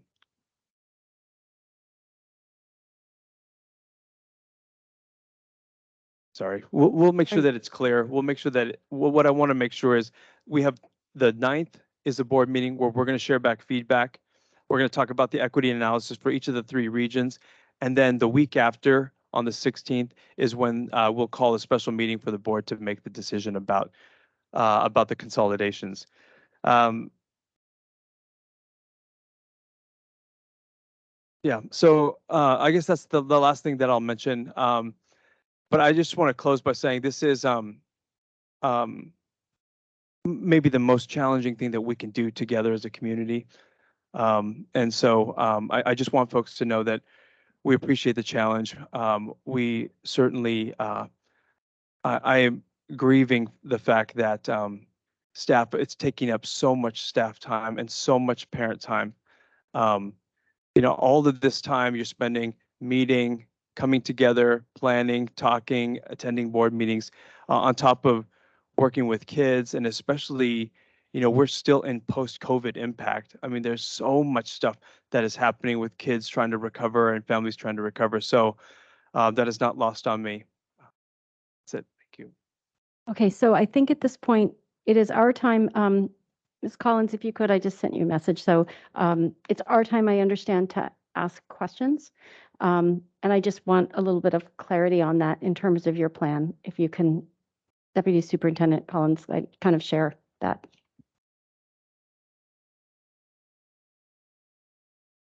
Thank you. Yes, we wanted to allow you some time to interact if you wanted to with our guests that took all of this time to be here tonight. And if you have questions for us too, we will certainly take those down as well. Tomorrow, we'll send you in your board report the dates that I flashed up there. You obviously didn't have time to digest those. We'll make sure that we're more transparent on our website with including this kind of information, because it sounds like some people had a hard time finding some of the information. So we want to make sure that that's clearer in the future. But this is your time you can converse among yourselves or ask questions if you'd like. Okay, I just want to know, for example, if I heard a proposal here or question here, I may ask, have you thought of that? And so I just want to know, make sure that I'm clear on what you had set up for tonight. Like, we hadn't well, we heard some things last night. Mostly last night was about us answering questions. Okay, But a recommendation did pop up here and there, like, did you think about? yeah, And so we did make note of those. But other than that, this was the first time we were hearing some of these recommendations as well. all right. But unless Okay. we've heard it, unless they were presented in, you know, Okay, like, it we just helps didn't to have ask the them to context. present to us. I'm sorry, Okay. not last night, Tuesday night. Mhm. But many recommendations have been sent to us through email or through the community forums or through the staff meetings. It's not Okay. like we All right, haven't heard well, any recommendations. I'm going to go ahead but and not from just in one this second. forum. I'm going to go ahead and suggest we go in reverse alphabetical order. Director RS, I asked her, and she's, just so people know, she's many time zones away, but still up very late to join us. So I think she's struggling with some video issues. She may go in and out, but she's asked that maybe she go last only because of having joined later. So I'm probably going to start with Director Watson, go to Director Chu, RS, and I'll leave myself last just in case we run out of time. Director Chu? Can I just ask a point of clarification before we get into For questions? sure. So, I think it is awesome that we have heard this depth of feedback. What I'm trying to understand is, like, we're not authoring the plan. The district is authoring the plan, and if there's going to be revisions, you guys are going to revise it. And then the schedule that was put up has all the times when people can continue to interact with the board. What I'm trying to understand is, what are the other opportunities? Are there other opportunities that aren't on that schedule for people to interact with the district? And what are you guys going to do with all this feedback tonight? Is there a chance that you'll be iterating on the plan? Could you just clarify, like, roles and timelines? I think another, just, I'll double click on that. Like, we know that as you're hearing things, you may be modifying things, and just being more clear on that would be helpful. Thank you.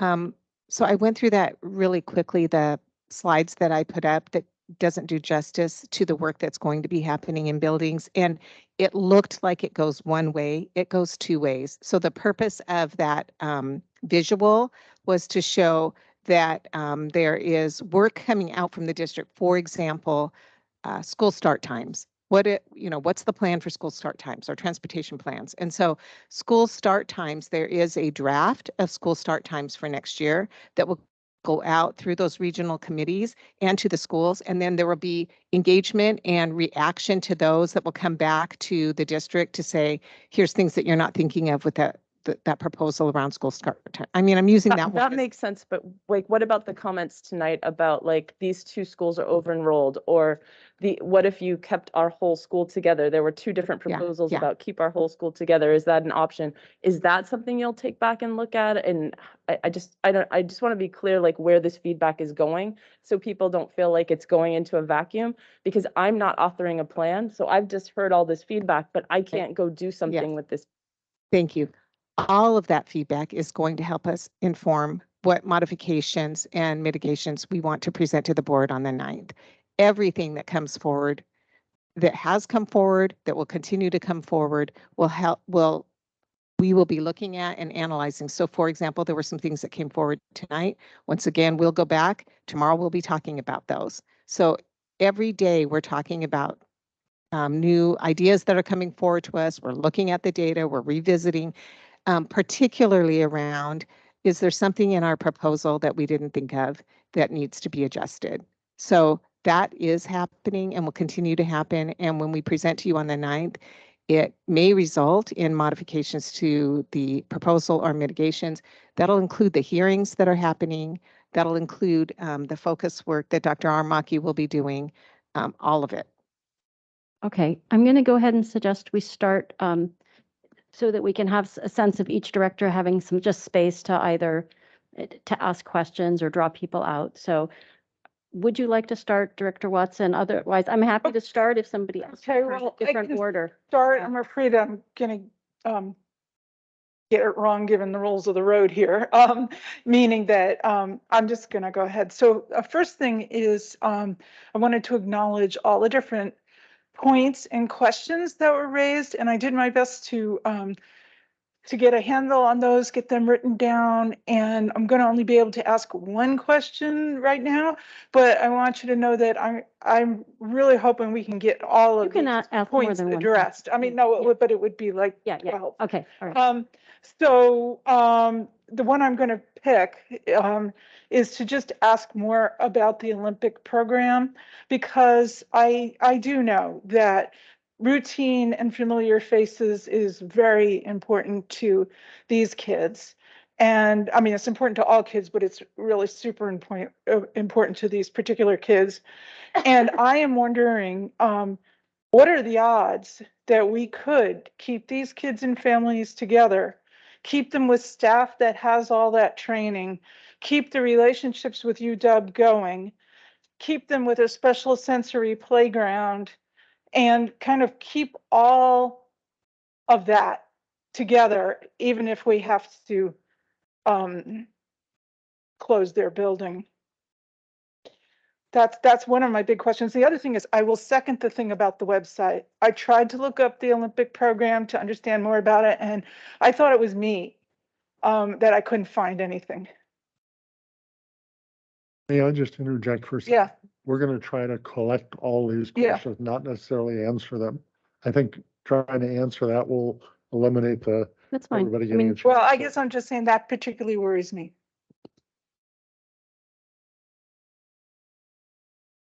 Maybe we'll just do rounds of the questions if you'd like. Do you want to like just Yeah. each of us go? Okay, so I think my question is, I will just say at a high level, I think if I make an assumption that something has to happen with respect to by region, I mean, I do. I see the financial numbers.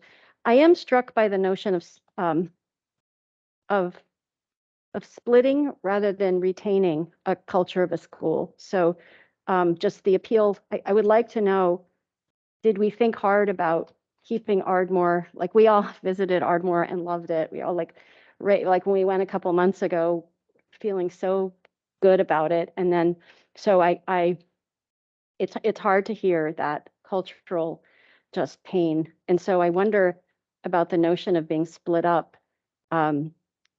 So how it could, because I think it's relevant also when we think of the other schools and how they'd be split up and then feeling unwelcome and then going to a school that's already overcrowded.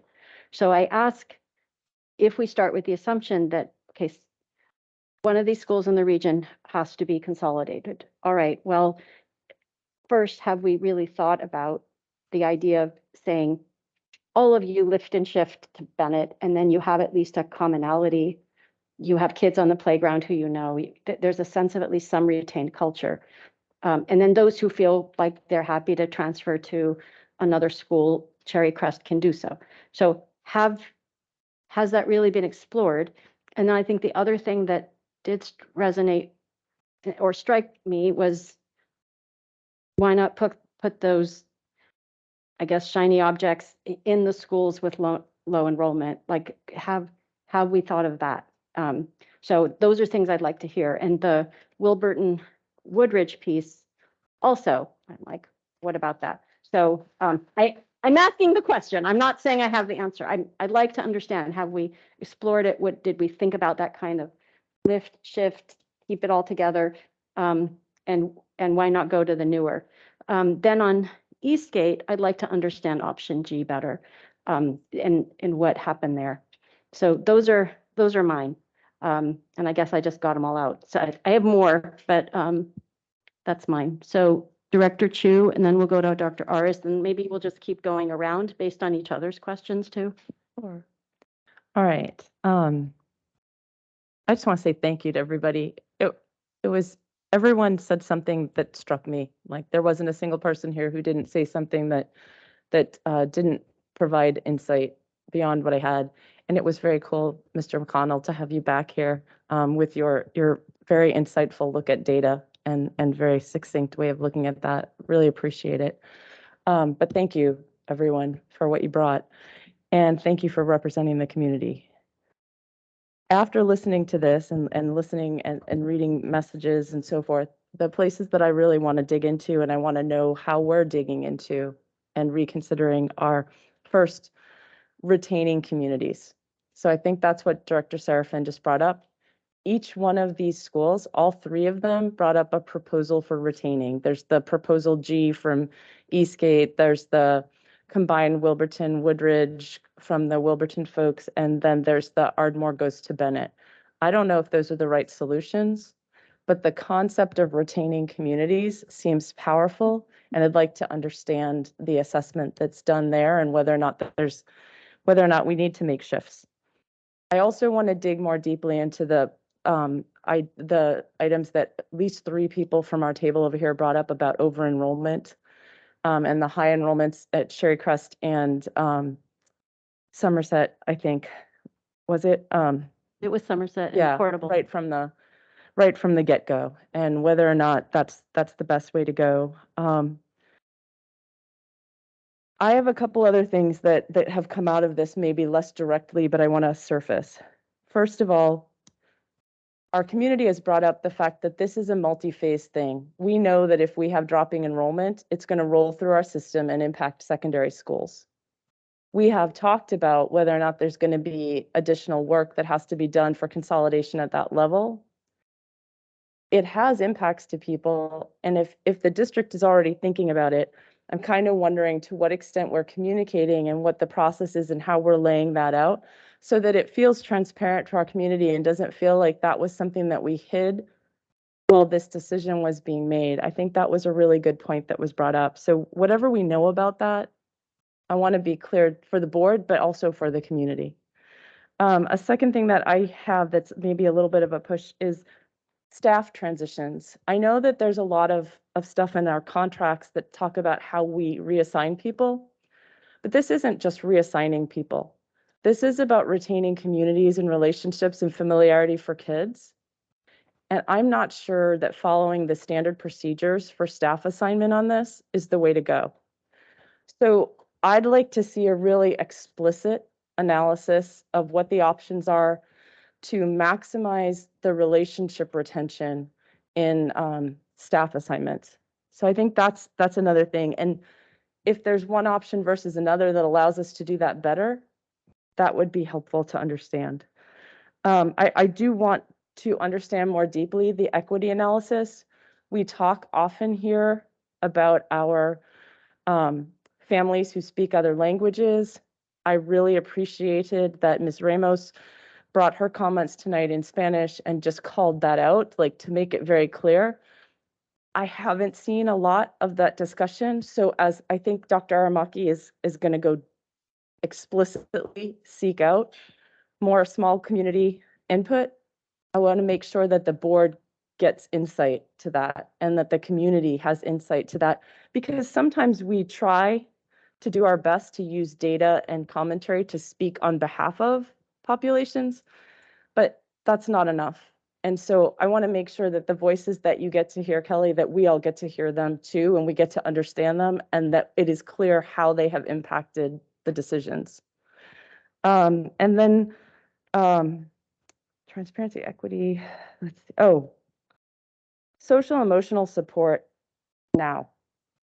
Like when somebody said to me, do you know what it was like that when Shane was presenting, do you know what it's like to go in and teach my kids the day that they found out their school was closing or the day after they heard the announcement? Yeah, good point. What are the supports we have in place right now for communities that are making sure that the kids and the families, that these conversations are going on? So what are we doing right now to help families and kids navigate this and understand that there is a period of uncertainty? I think it was Ms. Nunn who brought up the idea that we have to be efficient about this and we can't draw it out because the period of uncertainty is difficult, or maybe it was someone else, but I agree, but there is a period of uncertainty and we've got to shepherd our kids and our staff and our families through that period. And I'm not sure I've seen a lot of intentional shepherding and resources and work there. So that would be helpful. I think Kelly going to those PTA meetings is one step. That's awesome. Thank you, Dr. Aramaki, for doing that. And if we're going around again, I'll think of stuff, but those are the things I really wanted to start with. Director Aris? Thanks. Can I start with a clarification question here? Whether Dr.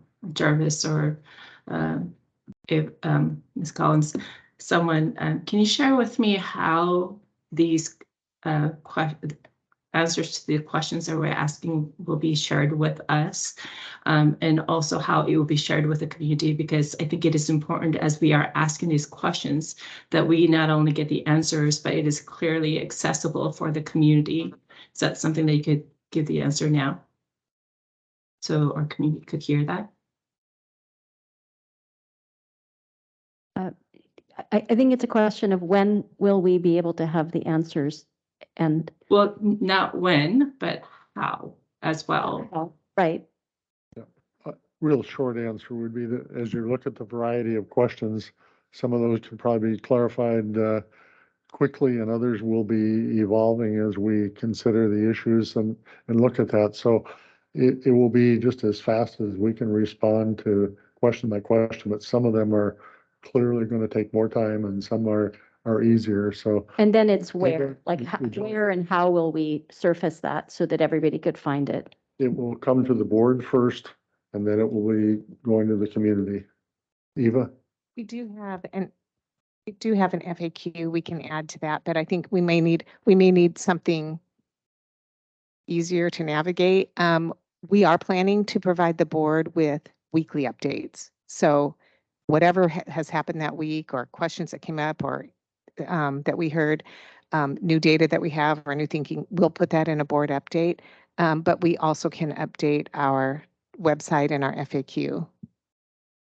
Great, thank you. I just want to make sure, because these are, I think, are really good questions.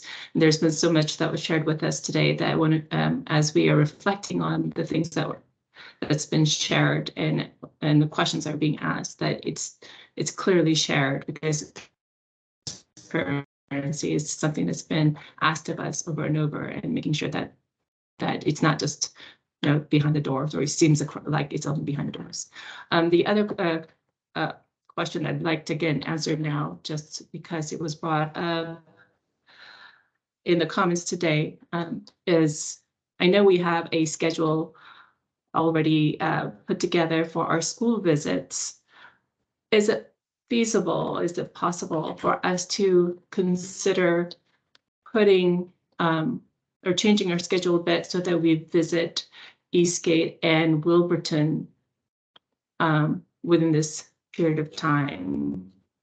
If it's not possible, you know, I understand, but if it's given the circumstance, I'm wondering if it's something that we could consider. If it's not something you can answer right now, just let me know, but would love to get that answer as soon as possible. And going to my questions, but before I make my ask my questions, first I want to say thank you to everyone who's in the room, for those who are strong and brave to share all your thoughts and concerns, and I thank you and appreciate the time that you're taking and sharing your vulnerability with us. As far as my questions are concerned, I know I've asked this question before, but I will ask again. And especially given the fact that the data of Heritage Language, the Arabic program, having already 125 students signing up, and half of it, or no, 75 of those, if I remember the numbers correctly, that is, 75 of those were from out of the district. That's you know, that's about 3 classrooms right there. Have you thought about maybe, I know we thought of there are 4 languages on the slate of the Heritage Language: Korean, Hindi, as well as Russian, of looking at those languages and maybe infusing all 3, or maybe another of or 2, to see if that will help boost the numbers to sustain it for another year. And also because of, I'm hearing these suggestions of alternate plans with Woodridge and Wilburton combined. And my apology, I did arrive to this meeting late, so I didn't hear the first portion of the sharing. But is it possible, instead of closing 3, maybe only 2 or 1, with in combination of some of these other ideas that has been brought forward? And also, I know there's been conversations of how, are there ways to raise funds that will help us retain or sustain for another year so that we have more thorough process or planning. But in light of that, I'm wondering if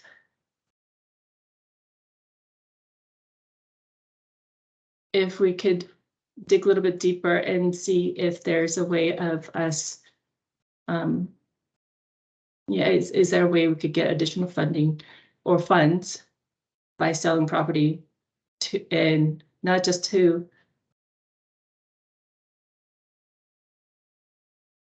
I don't know how to best phrase this, but to add to our operation budget so that we could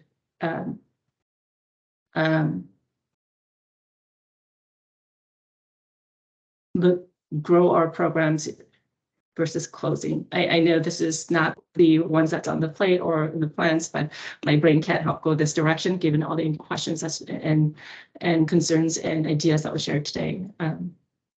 So those are my thoughts. I'd appreciate it if you could give me some clarity on that as well, and for the community. But someone else could ask more at this point. I'll share more as we progress. Seema, before we go another round, I noticed that there's folks with their hands raised, and usually when Hannah's here, she addresses that. Yeah, we have let them, I think I asked early on Ms. Patterson and Jess to let them know, so it's not, this is not a public comment period, so you can let them know, Ms. Patterson and Jess again, so thank you. But We're gonna go ahead and can we have- tell them where they can get answers if they have questions, like where to send it? I'm going to ask her to do that, so thank you. Director Watson?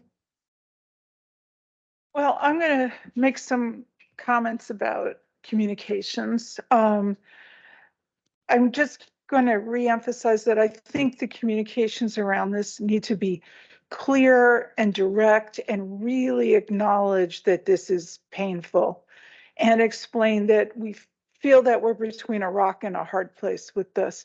But also some very basic elements of communication I think we should revisit and repeat.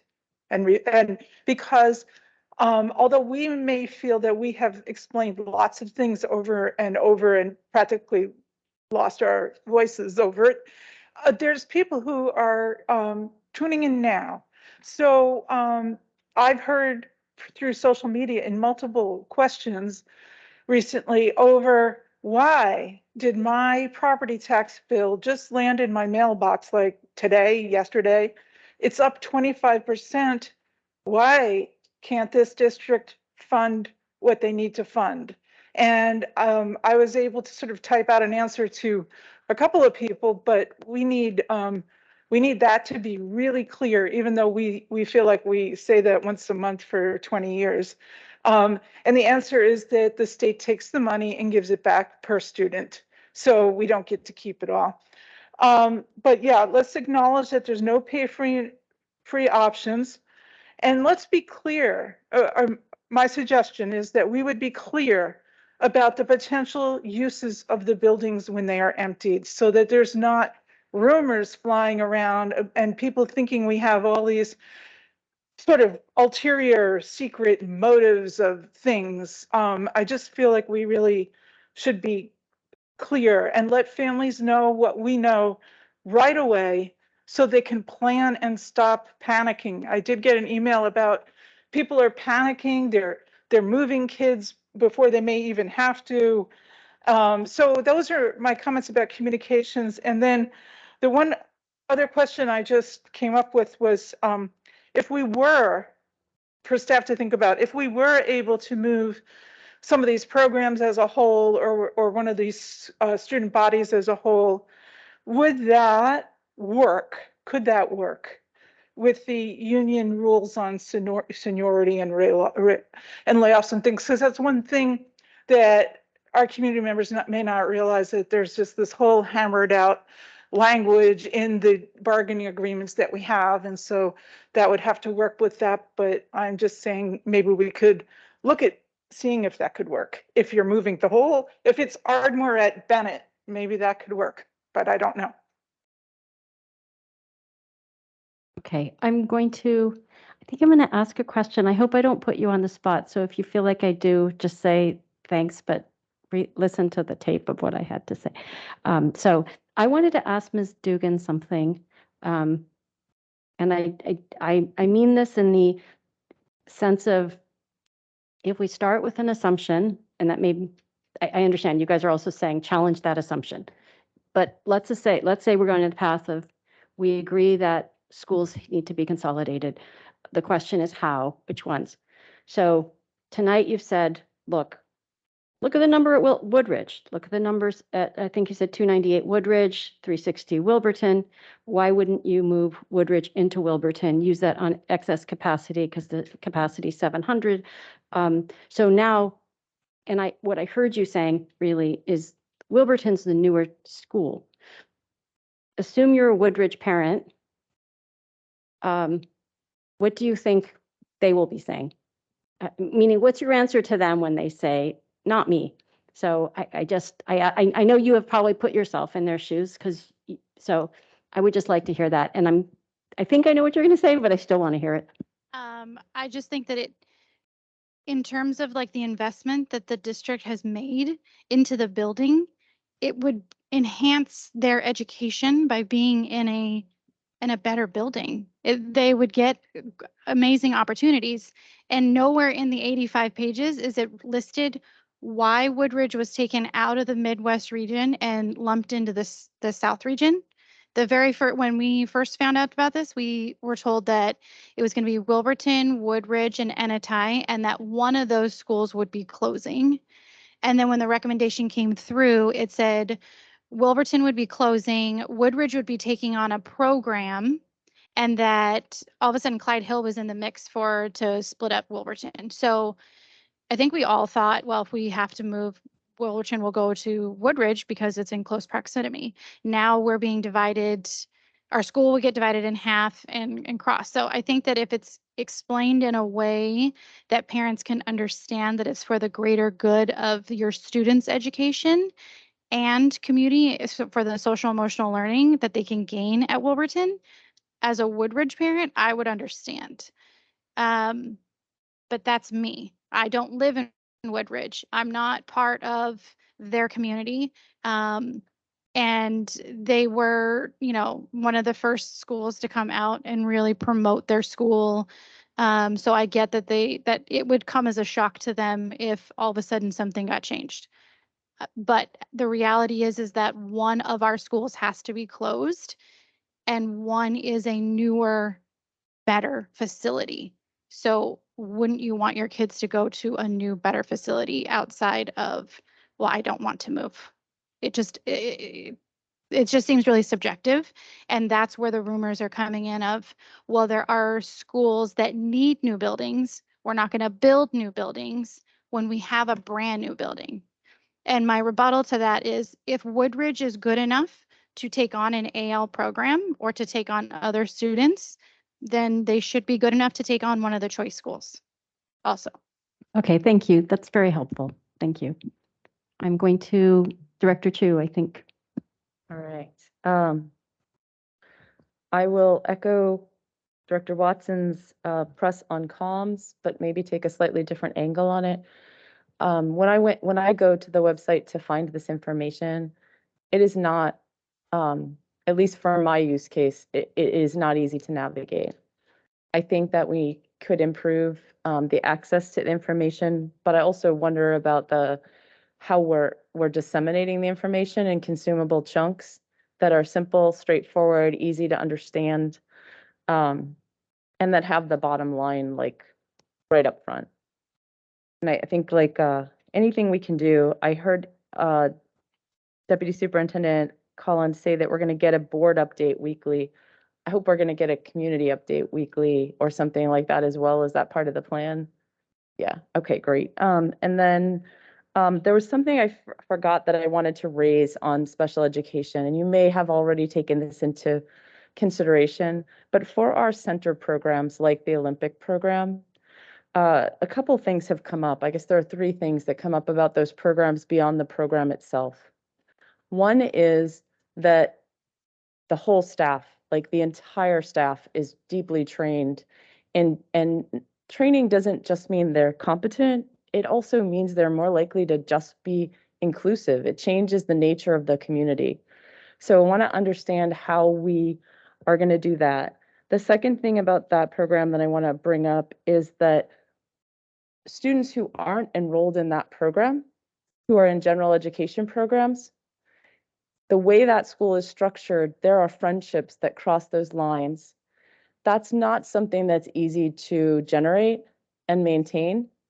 And the fact that our school is doing that is huge kudos to them.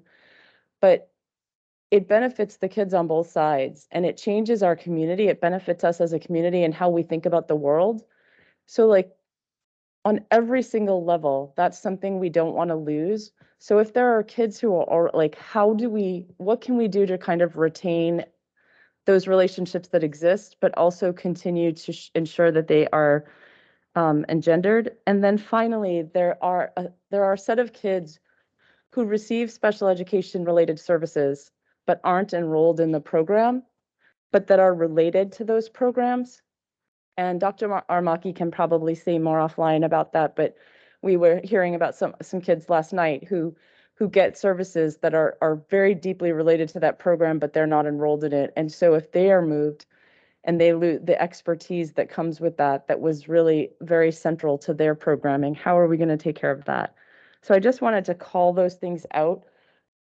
You're probably thinking about all of them, but I think when we don't call them out and we don't talk about them, the community thinks we don't know about them. And certainly I didn't know about all of them. I heard things last night that were new to me. So that is important.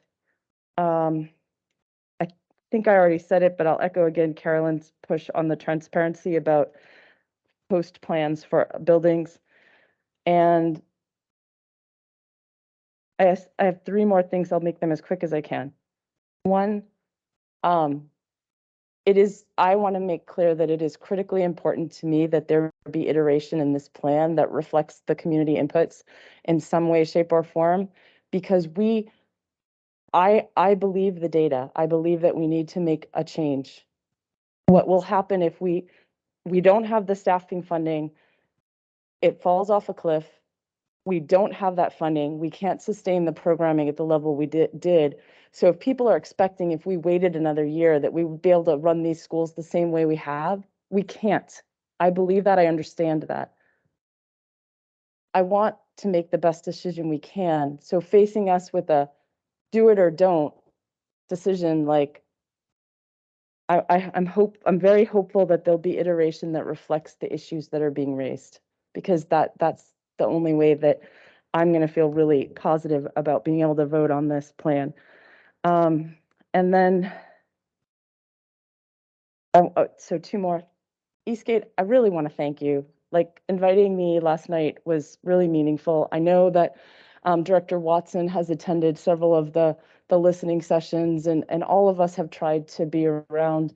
That session was really meaningful to me, not just because I got to hear things, but because of the thoughtful nature of how the whole community came together and actually proactively tried to say, okay, here are the things we're not comfortable with about what you said, but if we were in this situation, here are the things we want you to take care of. Like, both conversations happened. The community, it was just phenomenal, and I'm really grateful. So thank you. And then finally, Ms. Webster, if you don't mind, you explicitly brought up equity, and I've been struggling with whether or not we have the right equity data, the right equity voices, the right equity approach. Do you have any additional guidelines or things that you would say that if you do nothing else, it would feel like we were actually doing right by all our kids if we looked at the following couple of things, or if we took these actions, or what would it be that makes the most difference? Thank you, Director Chu. One of the things that, one of the questions that I asked on Tuesday, in particular around the Wilburton leadership, staff, and the possible transition of those staff members, was if there were considerations for prioritizing those leaders of color, because the district has a specific focus on retaining and hiring people of color. And the work that those leaders have done in that space has been phenomenal. If you look at the panorama data, they are, I believe, at 89% for sense of belonging, and a couple of the other questions they scored above any other data in the district. So it's reflective of the great work that they're doing. And, you know, that's not an easy question to answer, but just kind of in thinking about equity, thinking about inclusive practices, thinking about what this district needs. And with our new leader, Dr. Aramaki, who has a focus on equity, racial equity and inclusion, I think that it would be worth taking a look at what we're doing to support our leaders of color, and also replicating what they're doing around the, I believe it's called SWIS, SWIS tool that they're using in that building, and seeing if there's an opportunity to replicate that wherever they go. I don't know if that answers your question, but thank you. Just a thought. No, that's great. Thank you very much. And which building did those numbers and the Swiss tool come from? Wilburton. Okay, we're going to go finally to Director Aris. I think her camera's off, but she did ask, yeah, she let me know that she had one more question. So you'll have the final question, and then we'll just each take a few seconds to thank. I'm mindful that our committee members and our staff were kind of told we would end at 6:30, but I think this was good that we went over, even though I know it makes a late evening for everybody. I just want to pause for 1 second and just say, because for those online and for those here, the intent of this session was for the board to be able to hear from the invited guests, and then it's open to the public. That is distinct from when we set something up and we say this is a public comment time. So that's why when some of you were kind of like, hey, can I participate? We didn't set up the night that way. It was set up kind of by the district to say, let's let you, the board, hear from people who've had a chance to specifically dig into this. So I share that with you because that's distinct from the hearings, it's distinct from public comments sessions, but you should continue to send us emails or do what you have been doing to let us know what you think. We all read those. We read them sometimes at 2 a.m., sometimes on the weekends, but we do really read them. What we don't have time usually to do is write you each an email back. But I just share that with you. Okay, Director Aris. Thank you to, I'm sorry, I didn't catch the name of the person who just shared the information from Wilburton, and the staff of Colors commented to, or answer to Christine's question. Oh, that was Ms. Webster. Oh, Ms. Webster, thank you. My question is actually kind of piggybacking on what Christine just asked.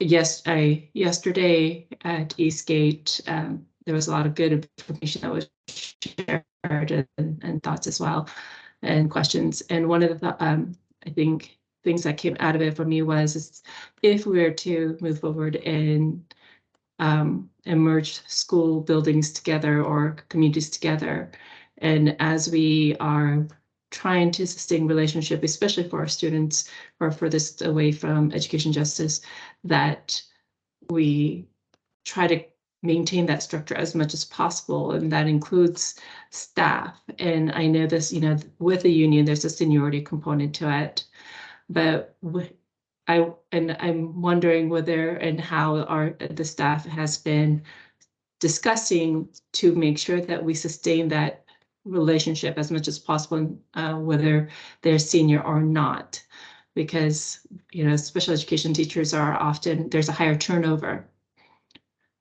because it is a hard space to be in. And if that is the case, there may be a possibility some of these staff will build a relationship with our students who are having to move to different buildings, that they don't hold on to that seniority position, as well as teachers of color who've been brought in specifically to work with in these buildings. To help maintain that relationship, how are we going to make sure that we help that relationship be sustained when they don't hold a seniority position in the union? Is that discussion that you're having with the union, and is that so that would be something that I would love to have some answers to.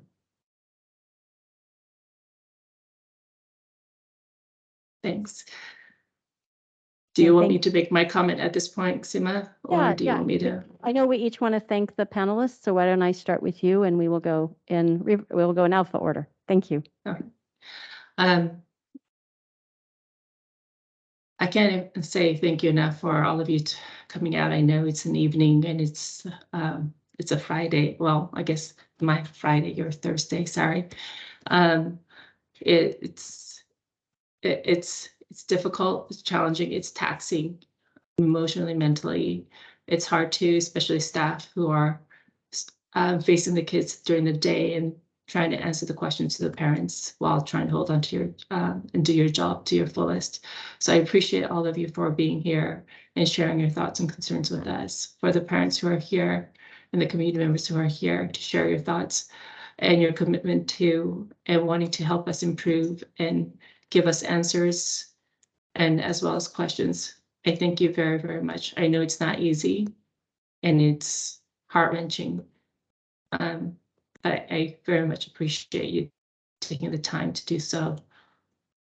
I hope that you will continue to walk with us as we try to figure out what is the best pathway forward for all of our students, because it is at the end of the day, it is about our students, all of them. Thank you.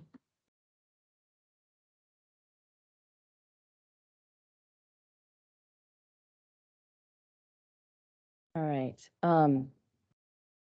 I would like to say thank you, but there was just a message that came in that makes me wonder if we need an additional comment. So I'm trying to see the message. Oh, I don't think we do. I think it's just a, Nothing. Okay, I couldn't see the whole thing. So. no worries. Okay, But thank you. it's your turn.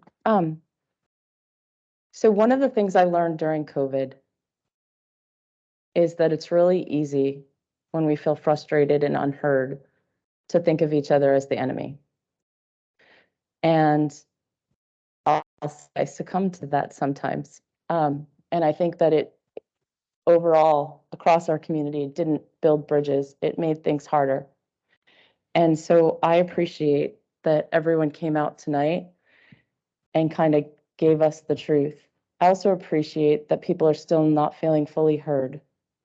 And I think Dr. Aramaki has stated that there is going to be a concerted effort to make some changes, both about being present to hear, but also reflecting back what's been heard. And I think Ms. Collins has done the same in talking about the communications. So I'm pretty hopeful that we'll see more of that. But what I'd also like to do, in addition to thanking each of you who took the time to come out tonight, is to also thank our staff. This is a crummy, horrible thing for all of us to go through, including them. And whether you agree with their conclusions or not, every one of them is putting in untold hours and effort and blood, sweat, tears, and everything else to pull this together. And hopefully by pulling it together with you now at this point, really pulling together, it will take some of the burden off of all of us, because it will take some of the uncertainty out of it and it will help it feel more collaborative. So thank you to the staff, not just at the district level, but the schools who are taking this on. thank you to all of you who came out tonight to speak to us, and thank you to our staff and our superintendent and our incoming superintendent for their dedication to seeing this through.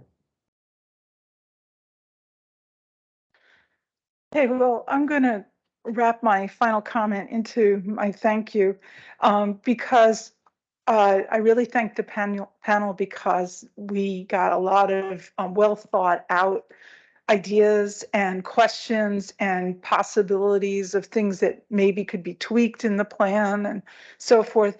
And so it started me thinking about this question of trust, because sometimes it feels like we maybe have lost some trust between the community and the district and so forth.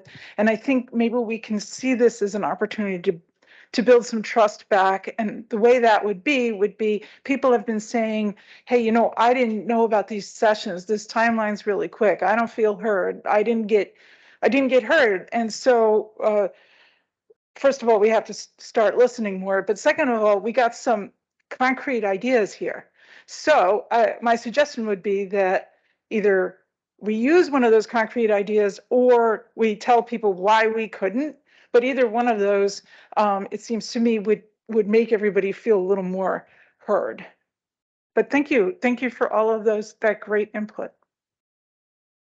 So I don't have a whole lot more to say than what was said. I think I just want to thank each of you, everybody in the room, including the superintendent, executives, all supporting him. I'll give you one just anecdote. I had to meet somebody on a Saturday, and I was a little worried because I knew I was going to get asked about enrollment, and this was a couple weeks ago, and I was feeling a little shaky about my facts, and I thought maybe I'll just text Deputy Superintendent DeVita. And I mean, I had a sleepless night. So it was 6:30 a.m. and she texted me right back, and she was on, like, she was working on a weekend at 6:30 a.m. So I give you that only because that doesn't mean that what you're asking is not completely legitimate, which is, why are you making these choices? What value judgments have you made across the various schools that make us feel like we're not valued, which is what I heard through a lot of your comments. That doesn't mean that, I think someone talked about intent versus impact. I think those are excellent distinctions. But I do share it's not for a lack of investment in the time, but I think we can see where there's an opportunity to do a lot more, and to ensure that the thinking, the reasoning is expressed. And so that's what I think is clear to many of us. So thank you. With that, I'll say thank you for coming, and we are now adjourned.